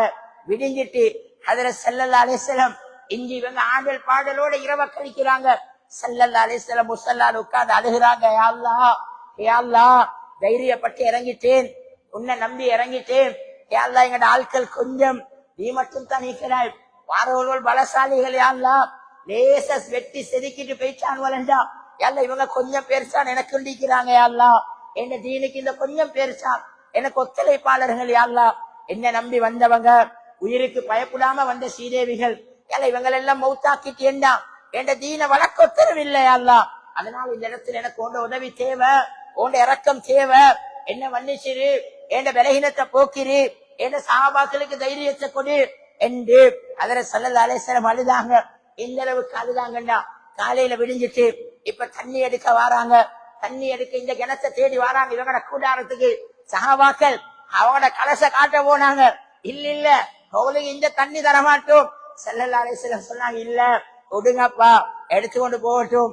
பாவம், ஏண்டா ரசூலுல்லாஹ்க்கு செய்தி வந்துட்டு அங்க என்ன நடக்க போகுது, அல்லாஹ் என்னத்தை நடத்த போறான் என்ற செய்திய நபிய பார்த்து அல்லாஹ் சொல்லிட்டான். நபிய உங்களோட துஆக்கு பதில் சொல்லுவோம், நாங்க நிச்சயமா உங்களை கைவிட மாட்டோம், நாங்க அதுக்கு ஏற்பாடு செஞ்சிட்டோம் என்ற செய்திய அல்லாஹ் காலையில இரவு முழுக்க வடிச்ச கண்ணீருக்கு அல்லாஹ் காலையில நபிக்கு பதில் கொடுத்துட்டான். ஸல்லல்லாஹு அலைஹி வஸல்லம் சொன்னாங்க, ஸல்லல்லாஹு அலைஹி வஸல்லம் சொன்னாங்க, விடுங்க பாவம் எடுத்துட்டு போகட்டும் என்று சொல்லிட்டு அங்கிருந்து ஒரு மூத்த சஹாபியை கூப்பிட்டு காட்டினாங்க. இந்தா இருக்கிறாரு, அவரை தவிர இந்த தண்ணி எடுக்க வந்திருக்கிற அவ்வளவு பேரும் இந்த யுத்தத்துல கொல்லப்படுவாங்க. சாவி கேட்டார், ஏன் யார சொல்லல, அவர் மட்டும் பேலன்ஸ் சொல்லல. சொன்னாங்க, அல்ல பின்னால் அவரை இஸ்லாத்துக்கு பாவி கேட்கிறார், அவர்கிட்ட ஏதோ ஒரு நலவு இருக்குது, அதனால பின்னால் அல்ல அவர் இஸ்லாத்துக்கு பாவிப்பான். இவரை தவிர அடுத்து எல்லாரும் இன்றைக்கு அடி வாங்கி சாக போறாங்க. ஆனா யார அடிக்கிறேன்னு இன்னும் தெரியா, யார அடிக்கிறேன்னு இன்னும் தெரியா. சொல்ல பெரியார்களே, தாய்மார்களே, இப்ப யுத்தம் ஆரம்பிக்குது. போனாங்க முன்னுக்கு அன்சாரிகள் சொன்னாங்க, யாரும் சொல்லலாம், நாங்க ஈக்க கொள்ள உங்களுக்கு ஏன் பயம், இருங்க நாங்க போறோம். போனாங்க மதீனால உள்ள 3 வாலிபர்கள். முன்னுக்கு போனதோட அவங்க கேட்டாங்க, புதிய மூஞ்சி, நீங்க யாரு? சொன்னாங்க, நாங்க அன்சாரிகள். கேட்டாங்க, உங்களோட தலைவர் பயந்துட்டாரா? உங்களோட தைரியத்திலே அவங்களோட தலைவர் சண்டை பிடிக்க வந்த, உங்களே எல்லாம் சண்டியனாக்கி அவங்களோட பின்னுக்காவியா இங்க அடிச்சு கொள்ள வந்த, எங்கள்கிட்ட இருந்து போனவங்க எல்லாம் மெய்ங்க, அவங்க எல்லாம் கோலையாக்கி வச்சுக்கிறீங்களா? நீங்களா சண்டை பிடிக்க வந்தீங்க?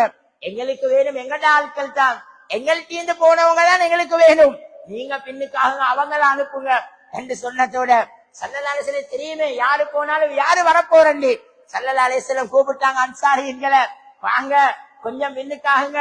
பின்னுக்கு இருந்த 3 பேரை ரசூலுல்லாஹ் கூப்பிட்டாங்க முன்னுக்கு. ஹம்சா வாங்க முன்னுக்கு, அலி வாங்க முன்னுக்கு, அபூ உபைதா இப்னு ஜர்ராஹ் வாங்க முன்னுக்கு. 3 பேர பேரை சொன்னதுதான் தாமதம். 3 பேரும் வந்து தூக்கினது மாத்திரம் தான் வாழ. 300 பேர் அல்ல, 1000 காபிர்கள் அல்ல. குர்ஆன் சொல்லுது, 5000 மலக்குமார் அந்த மைதானத்துக்கு இறக்கினோம். அல்லாஹ் அக்பர். ஹஜ்ரத் ஹம்சா வந்து வாளை புடிச்சார், ஹஜ்ரத் அலி வந்து வாளை ஓங்கினார். பல பேருடைய தலைகள் அவடத்துல கீழே. இது ஒரு கதை அல்ல, ஜபலுல் மலாயிகா. அந்த இடம் இன்னும் பத்திரமா இருக்குது, பாதுகாப்பா இருக்குது. அடுத்த எல்லா மலையும் கல்லு கட்டி மாதிரித்தான் நீக்கும். நீங்க பேச்சு ஜபலே மலாய்க்கால காலை வச்சீங்கன்னா நீங்க பனித்து மண்ல காலை வைக்கிற மாதிரி. இன்றைக்கும் அந்த இடம் சொப்டாகத்தான் நீக்குது. சொல்லே 300 பேருக்கு அடிக்க 1000 பேர் வந்தாங்க. அல்லாஹ் சொல்றான், 1000 பேருக்கு அடிக்க 5000 பேரை கொடுத்தோம். 1000 பேருக்கு அடிக்க வலகத நஸரகுமுல்லாஹ் பிபத்ரி வ அன்தும் அஸில்லாம். அல்லாஹ் உங்களுக்கு உதவி செய்யார். சுப்ஹானல்லாஹ். சௌலே பெரியார்களே, தாய்மார்களே, அதனால இதுதான் பத்ருடைய வரலாறுடைய சுருக்கம். முடிவு என்ன நடந்துச்சு தெரியுமா? சுப்ஹானல்லாஹ். அங்க சஹாபாக்கள் வாளை தூக்கினது மட்டும்தான் இவர்களுடைய தலைகள் கீழே விழுந்துச்சு.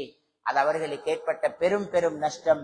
பெரும் பெரும் குஃபார்கள், முஷ்ரிக்கீன்களுடைய பெரும் பெரும் தலைவர்கள் எல்லாம் அந்த பத்ர்ல அப்படியே கீழே போடப்பட்டார்கள். ஆனால் சஹாபாக்களும் நீ அல்ல, சஹாபாக்களுக்கும் பெரிய இழப்புகள் வந்துச்சு, சஹாபாக்களுடைய உயிர்களும் கொடுக்கப்பட்டுச்சு.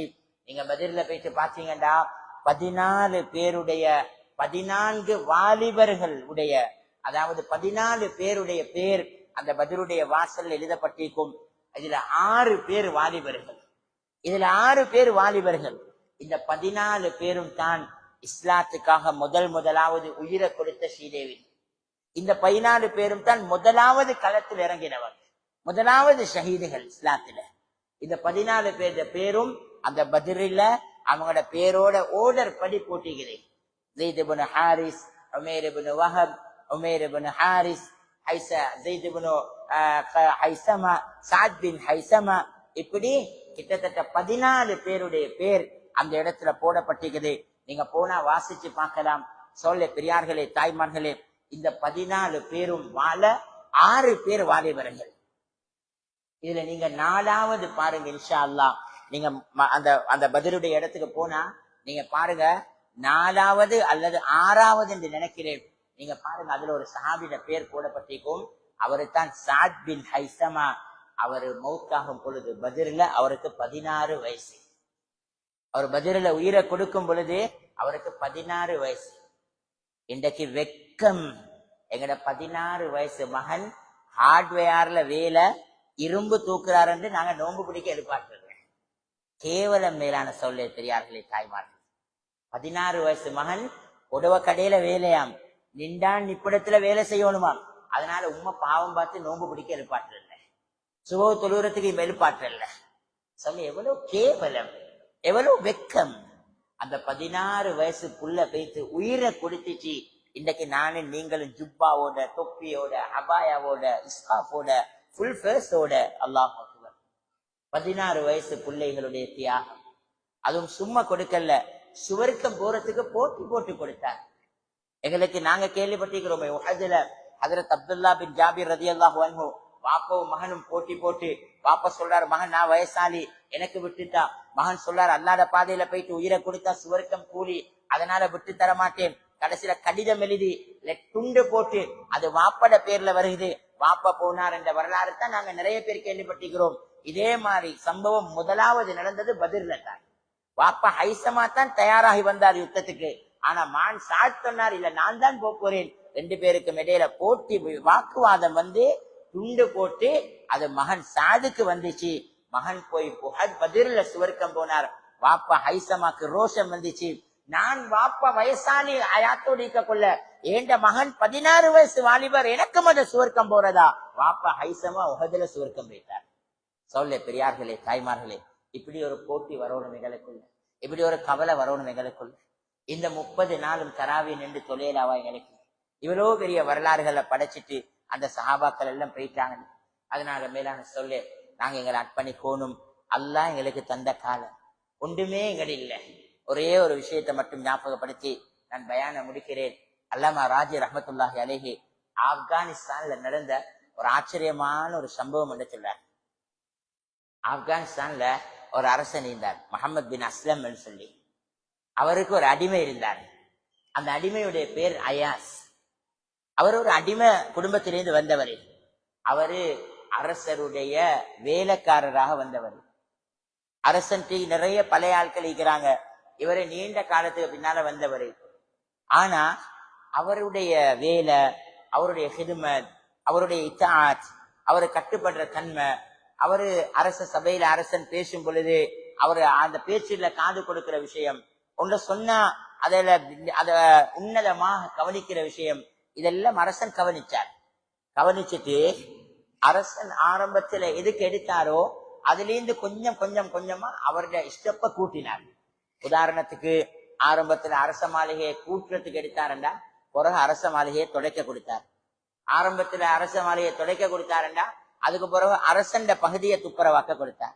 அதுக்கு பிறகு அப்படியே அரச சபையில உள்ள சின்ன சின்ன வேலைகளுக்கு எடுத்து எடுத்து எடுத்து கடைசியில எந்த அளவுக்குண்டா அரசருடைய கையாளாக மாறிட்டார். எந்த அளவுக்குண்டா அரசருக்கு இவருடைய செயல் எல்லாம் பிடிபட்டு அரசனுக்கு பக்கத்துல, எந்த அளவுக்குண்டா இவரு கொடுக்கிற ஐடியா தான் அங்க அரசனுக்கு ஜெமிக்கும். அந்த அளவுக்கு அயாஸ் ஒரு பெரிய இடத்தை முடிச்சிட்டார்.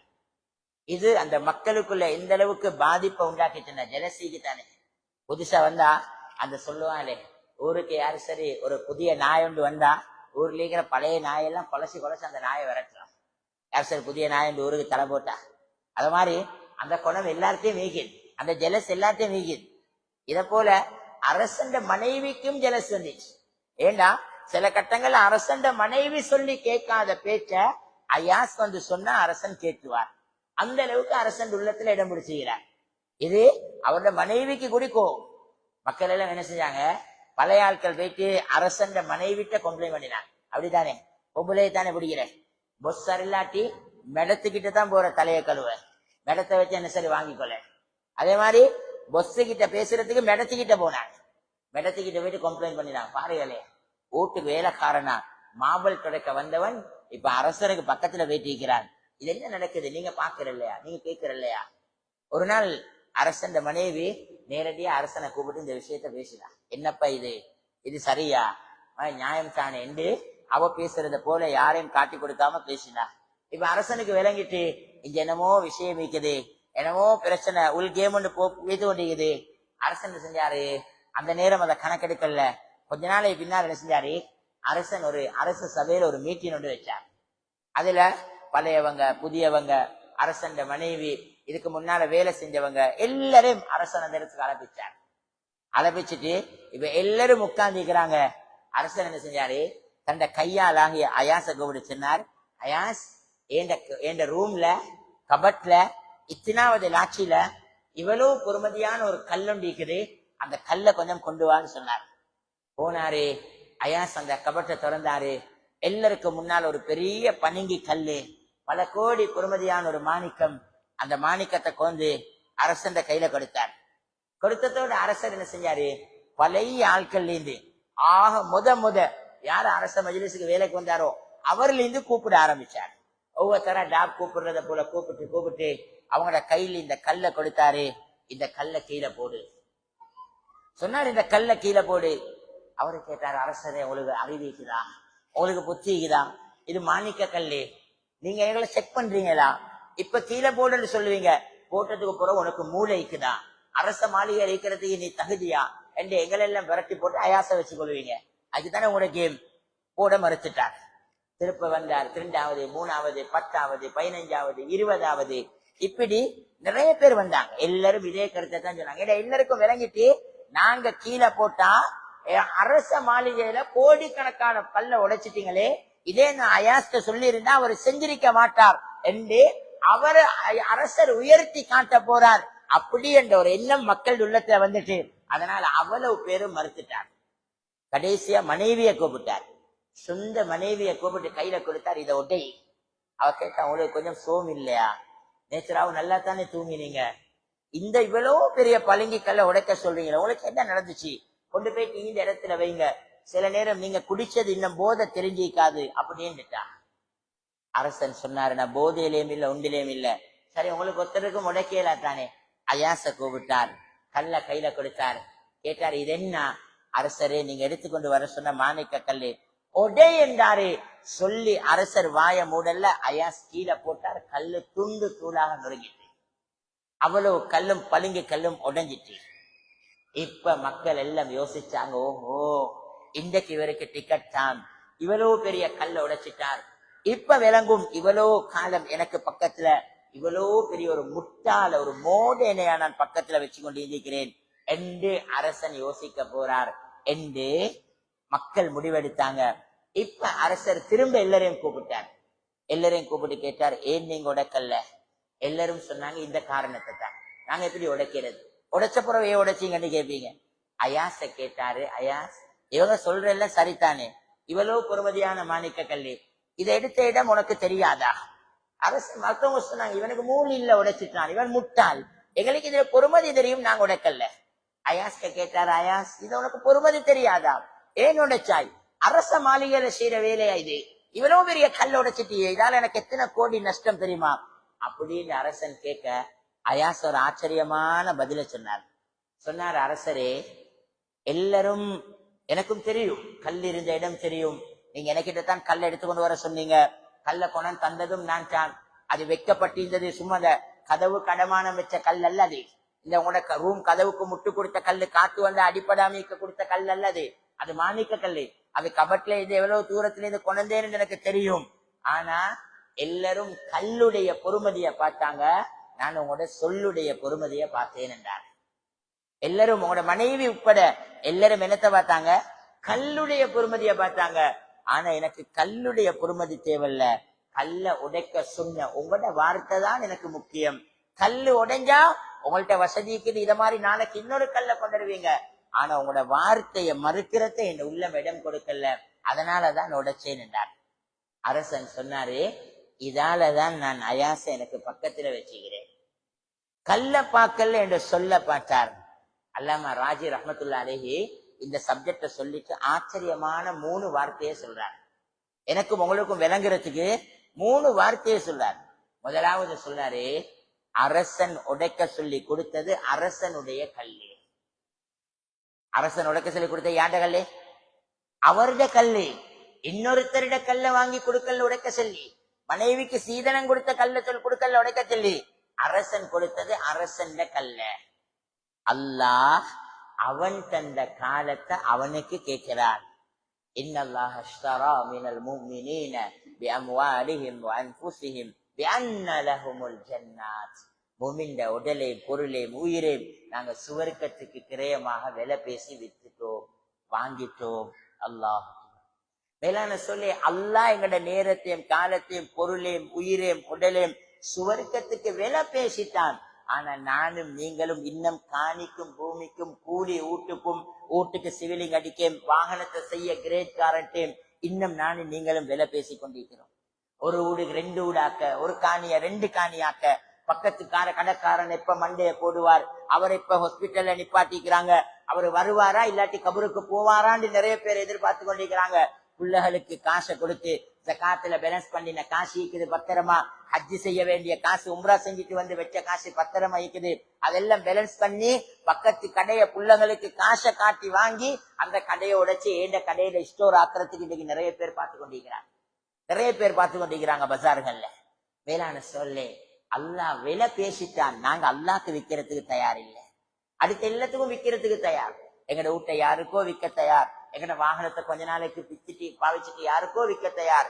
சுவர்க்கத்துக்கு எங்களை விற்கிறதுக்கு நாங்க தயார் இல்லை. அல்லாஹ் தந்த காசு சுவர்க்கத்துக்கு விற்க தயார் இல்லை. அல்லாஹ் தந்த பொருளை சுவர்க்கத்துக்கு விற்க தயார் இல்லை. அல்லாஹ் தந்த குடும்பத்தை சுவர்க்கத்துக்கு விற்க தயார் இல்லை. சஹாபாக்கள் அல்லாஹ் தந்த மனைவிய சுவர்க்கத்துக்கு வித்தாங்க, பத்ர்ல வித்தாங்க, உஹதுல வித்தாங்க. அல்லாஹ் தந்த உயிரை ஹந்தக்ல வித்தாங்க, ஹுனைன்ல வித்தாங்க, தபூக்ல வித்தாங்க. அல்லாஹ் அக்பர். வித்து வித்து வித்து இன்றைக்கு சஹாபாக்களுடைய உயிர்களை பாதுகாத்தே அல்லாஹ் சுவர்க்கத்தில் இல்லியூன் என்ற ஒரு இடத்தை பத்திரமா பாதுகாத்து வச்சுக்கிறார். சொல்ல பிரியார்களே, தாய்மார்களே, அரசன் கல்லு அவரை உடைக்க சொன்னார். அல்லாஹ் காலம், அல்லாஹ் தந்த செல்வம், அல்லாஹ் தந்த செல்வாக்கு, அல்லாஹ் தந்த கணவன், அல்லாஹ் தந்த மனைவி, அல்லாஹ் தந்த பிள்ளைகள், அல்லாஹ் நேரம் கேட்கிறான், கொடுக்க நேரம் இல்லை. 2வது அல்லாமா ராஜி சொல்றாரு, அரசன் கல்ல கையில கொடுத்தது கல்லிட பொறுமதிய பார்க்க அல்ல, கல்ல கையில கொடுத்தது வச்சு பசந்து பார்க்கல, கல்ல கையில கொடுத்தது இது கங்கமா வெள்ளியா மாணிக்கமா வைரமானு பார்க்கல, அது கல்ல கையில கொடுத்தது உடைக்கிறதுக்கு தான் கொடுத்தார், பசந்து பார்க்க கொடுக்கல. ஆனா உடைக்க கொடுத்த கல்ல ஒவ்வொருத்தரும் பசந்து பார்த்தாங்க, ஒவ்வொருத்தரும் பசந்து பார்த்தாங்க. வேளாண் சொல்ல பிரியார்களே, தாய்மார்களே, அல்லாஹ் உலகத்தை தந்தது அழிக்க, குல்லுமன் அலைஹா ஃபான், இந்த உலகத்தில் உள்ள அவ்வளவத்தை மன்னிப்போம் என்றான் அல்லாஹ். சின்ன புள்ள குஞ்சோடு கட்டி 4 பக்கம் கம்பு நாட்டி மேலான ஒரு பொழுத்தீனை விரிச்சு வச்சா வேகமா ஒரு காத்தடிச்சா எப்படி அந்த 4 கம்பும் பொழுத்தீனும் பறக்குமோ, இத போல இது சூரியன் அல்லாஹ் சுருட்டி எடுக்க போறான். இந்த வானத்தை அல்லாஹ் வெடிக்க வைக்க போறான். إذا زلزلت الأرض زلزالها وأخرجت الأرض أثقالها وقال الإنسان ما لها. இந்த பூமிய அதனுடைய அடித்தளத்தில் இருந்து உசுப்புவோம் நாங்கள் என்று சொன்னார். அதில் அடித்தளத்திலே தள்ள பூமியை உசுப்ப போறான். சின்ன புள்ளட குஞ்சோடு 4 கம்பு கொளுத்தீரும் விழுகிறத போல 10 மாடி புலப்போகுது. நாளைக்கு பெரும் பெரும் கட்டிடங்கள் புதைய போகுது பூமிக்கு கீழான. சௌரியத்தை தாய்மார்களே, அதை நான் ஒன்றும் விவரிக்கல. அரசன் கல்ல அரசனுடைய சொன்னார், ரப்பு தந்தத்தை ரப்பு அழிப்பேன் என்று சொல்றார். அதனால மேலானவர்களே, 3வது அல்லாஹ் வார்த்தை சொல்றாரு, எல்லாரும் கல்ல பார்த்தாங்க, ஐயா சொல்ல பார்த்தாரு. நாங்க எல்லாரும் கண்ட துணியாவை பார்க்கிறோம், சஹாபாக்கள் கண்டவனை பார்த்தாங்க. நாங்க எல்லாம் எதை பார்க்கிறோம்? கண்ட சுவர்க்கத்தை பார்க்கிறோம், கண்ட வீட்டை பார்க்கிறோம், கண்ட மனைவியை பார்க்கிறோம், கண்ட பிள்ளைகளை பார்க்கிறோம், கண்ட தொழிலை பார்க்கிறோம். ஆனா அந்த 10 சஹாபாக்கள் உட்பட எல்லா சஹாபாக்களும் தந்தவன் யாருன்றதை பார்த்தாங்க. அவனை சந்தோஷப்படுத்தினாங்க. உலகத்திலே நிம்மதியா வாழ்ந்தாங்க. இன்றைக்கு பல 100 இல்ல 1000 வருஷத்துக்கு மேல கபறுகளிலே நிம்மதியா வாழ்ந்து கொண்டிருக்கிறாங்க. அவர்களுடைய சுவர்க்கங்கள் ரொம்ப பெருசு. அல்லாஹ் சுப்ஹானஹு வ தஆலா நாங்களும் இந்த வரலாறுகளை படிச்சு எங்கட வாழ்க்கையை மாற்றி எங்கட வாலிபர்களை உற்சாகப்படுத்தி அவர்களை தீனுக்கு தயாராக்கி வாழும் காலத்துல உலகத்துடைய அடிப்படையில சாதனையாளர்களாக மாறாம எங்கட கபருடைய வருமானத்துக்கு எங்கட பிள்ளைகளை பயன்படுத்திட்டு ஈருலகத்திலே வெற்றி பெறக்கூடிய வழிகளை செஞ்சுட்டு ஓட்டாக்கூடிய பாக்கியத்தை அல்லாஹ் எனக்கு உங்களுக்கும் என்னோட குடும்பத்துக்கு நசீபாக்குவானாக. இந்த விஷயங்களை பேசுறதுக்காக சந்தர்ப்பங்களை தந்தாரோ மூத்து வரைக்கும் நல்லதை விளங்கி அமல் செஞ்சு ஈருலகத்திலே வெற்றி பெற்ற கூட்டத்தில் அல்லாஹ் தாலா என்னை நம்மளே சேர்த்து கொள்வானாக. அல்ஹம்துலில்லாஹி ரப்பில் ஆலமீன். அல்லாஹும்ம லக்கல் ஹம்து கமா யன்பகி லிஜலாலி வஜ்ஹிக வ லிஅஸீமி சுல்தானிஹி. அல்லாஹும்ம ஸல்லி அலா முஹம்மத் வ அலா ஆலிஹி வஸல்லம் தஸ்லீமா. இலாஹி பாரிக் லா இலாஹா இல்லா அன்த ரஹ்மானுர் ரஹீம். ரப்பனா ظلمنا أنفسنا وإن لم تغفر لنا وترحمنا لنكونن من الخاسرين. واعف عنا واغفر لنا وارحمنا أنت مولانا فانصرنا على القوم الكافرين. لا إله إلا أنت سبحانك إني كنت من الظالمين. لا إله إلا أنت سبحانك إني كنت من الظالمين. لا إله إلا أنت سبحانك إني كنت من الظالمين. لا إله إلا أنت يا حنان ويا منان. لا إله إلا أنت يا حنان ويا منان. يا بديع السماوات والأرض يا ذا الجلال والإكرام يا ذا الجلال والإكرام. اللهم ارحمنا برحمتك يا أرحم الراحمين. يا الله ஷங்கையாளனே, திருப்பெருந்த ஜமானனே, வானபூமிக்கு சொந்தக்காரனே, படைத்து பரிபாலிக்கக்கூடியவனே, ஹயாத் மௌத்துக்கு சொந்தக்காரனே, ஆரம்பமானவர்களுக்கெல்லாம் ஆரம்பமான பூமித்தானே அல்லாஹ், இறுதியாளர்களுக்கெல்லாம் இறுதியாளன் நீத்தானே அல்லாஹ், பிரம்மாண்டமான சக்தி உடையவனே அல்லாஹ், ஏழைகள் மீது ரொம்ப இறக்கம் உள்ளவனே அல்லாஹ், உன்னை கோபத்தை விட உன்னை இறக்கம் மிகைத்ததே அல்லாஹ், பாவிகளாக என்னோட பாவத்தை விட உன் அன்பும் மகஃபிரத்தும் அரவணைப்பும் ரொம்ப விசாலமானதே அல்லாஹ். நிறைய தவறு செஞ்சுட்டோம் அல்லாஹ், பாவிகள் அல்லாஹ், குற்றவாளிகள் அல்லாஹ், தெரிஞ்சு தவறு செஞ்சவர்களே அல்லாஹ், அறிஞ்சு மடத்தனத்துல வாழ்ந்தவர்களே அல்லாஹ், பிறகு செஞ்சு காயப்படுத்தினவர்களே அல்லாஹ், மனைவியில் உள்ள தொடச்சவர்களே அல்லாஹ், பிள்ளைகள் உள்ள தொடச்சவர்களே அல்லாஹ், பக்கத்தோட நல்லா நடக்காதவர்களே அல்லாஹ், நிறைய இருட்டோடு வந்திருக்கிறோம் அல்லாஹ், நிறைய குறையோடு வந்திருக்கிறோம் அல்லாஹ், இவர் இப்படியாண்டு யோசிக்கக்கூடிய அளவுக்கு எங்களை பாதியாக்கிறாரே அல்லாஹ், மற்றவர்களுக்கு எங்களை கெட்ட குணங்களை காட்டினாரே அல்லாஹ், எங்களை பாவத்தை மறைச்சு வச்சதை போல எங்களை அகலாக்கள் உள்ள முஸ்லீமத்துகளே மறைச்சிட்டே அல்லாஹ், எங்களை கெட்ட குணங்களை அழிச்சிட்டே அல்லாஹ், எங்களை மன்னிச்சிட்டே அல்லாஹ், நல்லவர்களாக வந்த ரமலான் அல்லாஹ், மனித புனிதர்களாக வந்த இரவுகளே அல்லாஹ், அல்லாஹ் பெரிய ஒரு கூட்டம் ஒன்று அடைஞ்சிட்டு போயிட்டாங்க அல்லாஹ், அந்த சஹாபாக்கள் எங்களை போல மனிதர்களாக வாழ்ந்து அல்லாஹ் உலகத்தை விட ஆகிறதுக்கு பல 100 மடங்கு முக்கியத்துவம் கொடுத்து வாழ்ந்துட்டு போயிட்டார்களே அல்லாஹ், அந்த பெண்களும் பெரும் பெரும் தியாகிகளாக வாழ்ந்து மரணித்து விட்டார்களே அல்லாஹ், எங்கள் கொண்டுமே இல்லை ரஹ்மானே, எங்கள் கொண்டுமே இல்லை அல்லாஹ், விட்டுட்டு போறத கொண்டு போறதை விட பெரிய ஒரு முக்கியமான சொத்தாக பார்த்து கொண்டிருக்கிறோம் அல்லாஹ், எங்கள் உள்ளங்களை மன்னிச்சதியா அல்லாஹ், எங்கள் உள்ளங்களை வெளிச்சப்படுத்தியா அல்லாஹ், துனியாட அற்பத்தை தாயா அல்லாஹ், துனியாட சொற்பத்தை தாயா அல்லாஹ், துனியாட பொருள்களை கேவலத்தை தாயா அல்லாஹ், துனியாட பொருள்கள் அற்ப தன்மையை உள்ளத்துல போடியா அல்லாஹ், காணி பூமி நகை நட்டு தொழிலின் மீது ஆசையை தந்துடாதே அல்லாஹ், ஈடுபாட்டை தந்துடாதே அல்லாஹ், அதுக்காக தீன மண்ணாக்கிற நிலைமை உண்டாக்கிடாதே அல்லாஹ், அல்லாஹ் ஒரு வருஷம் சம்பாதிக்கிறதுக்கு ஒரு நோன்பு கூடி விடுபடக்கூடிய கேவலமான நிலைமை உண்டாக்கிடாதே அல்லாஹ், ஒரே நாள்ல ஒரு வருஷத்துல வருமானம் கிடைக்கிறா இருந்தாலும் ஒரு இமாம் ஜமாத்தை விட்டுட்டு தான் அதை அடையணும் வேண்டாம், அப்படியாப்பட்ட அந்த வருமானத்தின் பக்கம் எங்களை சாட்டினாதே அல்லாஹ், அதன் பக்கம் தேவை உள்ளவர்களாக எங்களை ஆக்கினாதே அல்லாஹ், இருள் அடைஞ்ச உள்ளத்தை வெளிச்சமாக்கியா அல்லாஹ், பாவம் செஞ்சு கல்வி இருட்டைத்ததே அல்லாஹ், பாவம் செஞ்சு கல்வி வத்தி இருச்சு அல்லாஹ், பாவம் செஞ்சு எங்கட கண்கள் வத்தி இருக்கிறது அல்லாஹ், பாவம் செஞ்சு நரகத்துல பயம் வருது இல்லையா அல்லாஹ், எத்தனையோ பேரை கொண்டு போயிட்டு கபருல வச்சுட்டு வந்துட்டோம் அல்லாஹ், அதே கபருக்கு தான் நாங்களும் போறோம் அல்லாஹ், ஆனா எங்கட நிகதிகளை டேட்டுகளை தெரிஞ்சவர்களை போல இன்னும் காலம் இருக்கிறவர்களை போல யாரா நடமாறி கொண்டிருக்கிறோம் அல்லாஹ், எங்களை மன்னிச்சிட்டியா அல்லாஹ், எங்களை மன்னிச்சிட்டியா அல்லாஹ், எங்களை மன்னிக்கிறதுக்கு ஒன்ன தவிர வேற ரப்ப இல்லையா அல்லாஹ், நீ சொன்ன எங்கட அரசன் அல்லாஹ், ஒரு பக்கமே தான் நாங்க வரப்போறோம் அல்லாஹ், எங்களை மன்னிச்சு இறக்கம் காட்டியா அல்லாஹ், பாவத்தோடு எடுத்துடாதே அல்லாஹ், குறையோடு எடுத்துடாதே அல்லாஹ், அசிங்கத்தோட கபருக்கு எடுத்துறாதே அல்லா. உலகத்துல செஞ்ச பாவத்துக்கு கபர்ல வந்து தண்டனை அனுபவிக்கிற நிலைமை யாருக்கு உண்டாக்கிறாதே அல்லா. எத்தனையோ தொழுகைகளை விட்டுட்டோமே அல்லா, எவ்வளவோ பொய்களை பேசிட்டோமே அல்லா, எத்தனையோ பேர் உள்ளத்தை உடைச்சிட்டோமே அல்லா, எவ்வளவோ கொடுக்கல் வாங்கல மோசடி செஞ்சிட்டோமே அல்லா. எல்லாம் இதுக்கெல்லாம் தௌபாவை நசீபாக்கியா அல்லா. இந்த பாவத்தோட கபருக்கு எடுத்துனாதே அல்லா. இதெல்லாம் பாவமாக கபர்கள கைச்சங்களை எதிர்பார்த்து கொண்டிருக்கிற நிலைமையில எங்களுக்கு மௌத்த தந்துடாதே அல்லா. மௌத்துக்கு முன்னால தௌபாவை நசீபாக்கியா அல்லா, தௌபாவை நசீபாக்கியா அல்லா. ராகத்தான மௌத்து கிடைக்கணுமே அல்லா, நிம்மதியான சக்கராத் கிடைக்கணுமே அல்லா. வழக்கு மௌத்திலே சந்திப்பு வெற்றி தரமானதாக ஆகணுமே அல்லா. பாவத்தை அடிச்சிடியா அல்லா, கொடுக்கல் வாங்கல் உள்ள மோசடிகளை மன்னிச்சிடியா அல்லா. பஜார்களை செழிப்பாக்கியா அல்லா, பஜார்களை செழிப்பாக்கியா அல்லா. என்னென்ன பாவத்தானங்கள பஜார்கள் இருட்டா இருக்குதோ அந்த பாவங்களை மன்னிச்சு இந்த பஜார்களை செழிப்பாக்கியா அல்லா.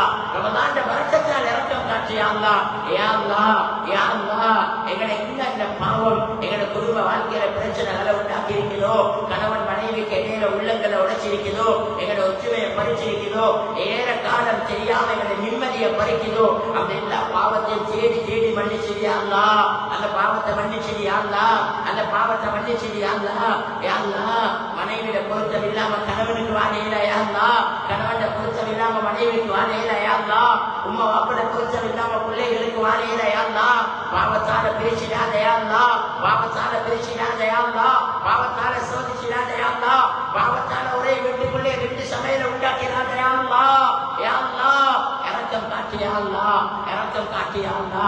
ஒற்றுமையை சாயா அல்லா, ஒற்றுமையை சாயா அல்லா. எந்த முன்னுக்கு இருந்து கொண்டு முகம் பார்க்காம வந்து உன்னிடத்தில் ஆடக்கூடிய மோசமான பண்புடையவர்களை ஆக்கிறாதே அல்லா. யா அல்லா, நடந்து முடிஞ்ச சின்ன சின்ன பிரச்சனைகளுக்கு யா அல்லா எங்களோட ரோஷத்தை விட யா அல்லா நரகம் பயங்கரமானது யா அல்லா.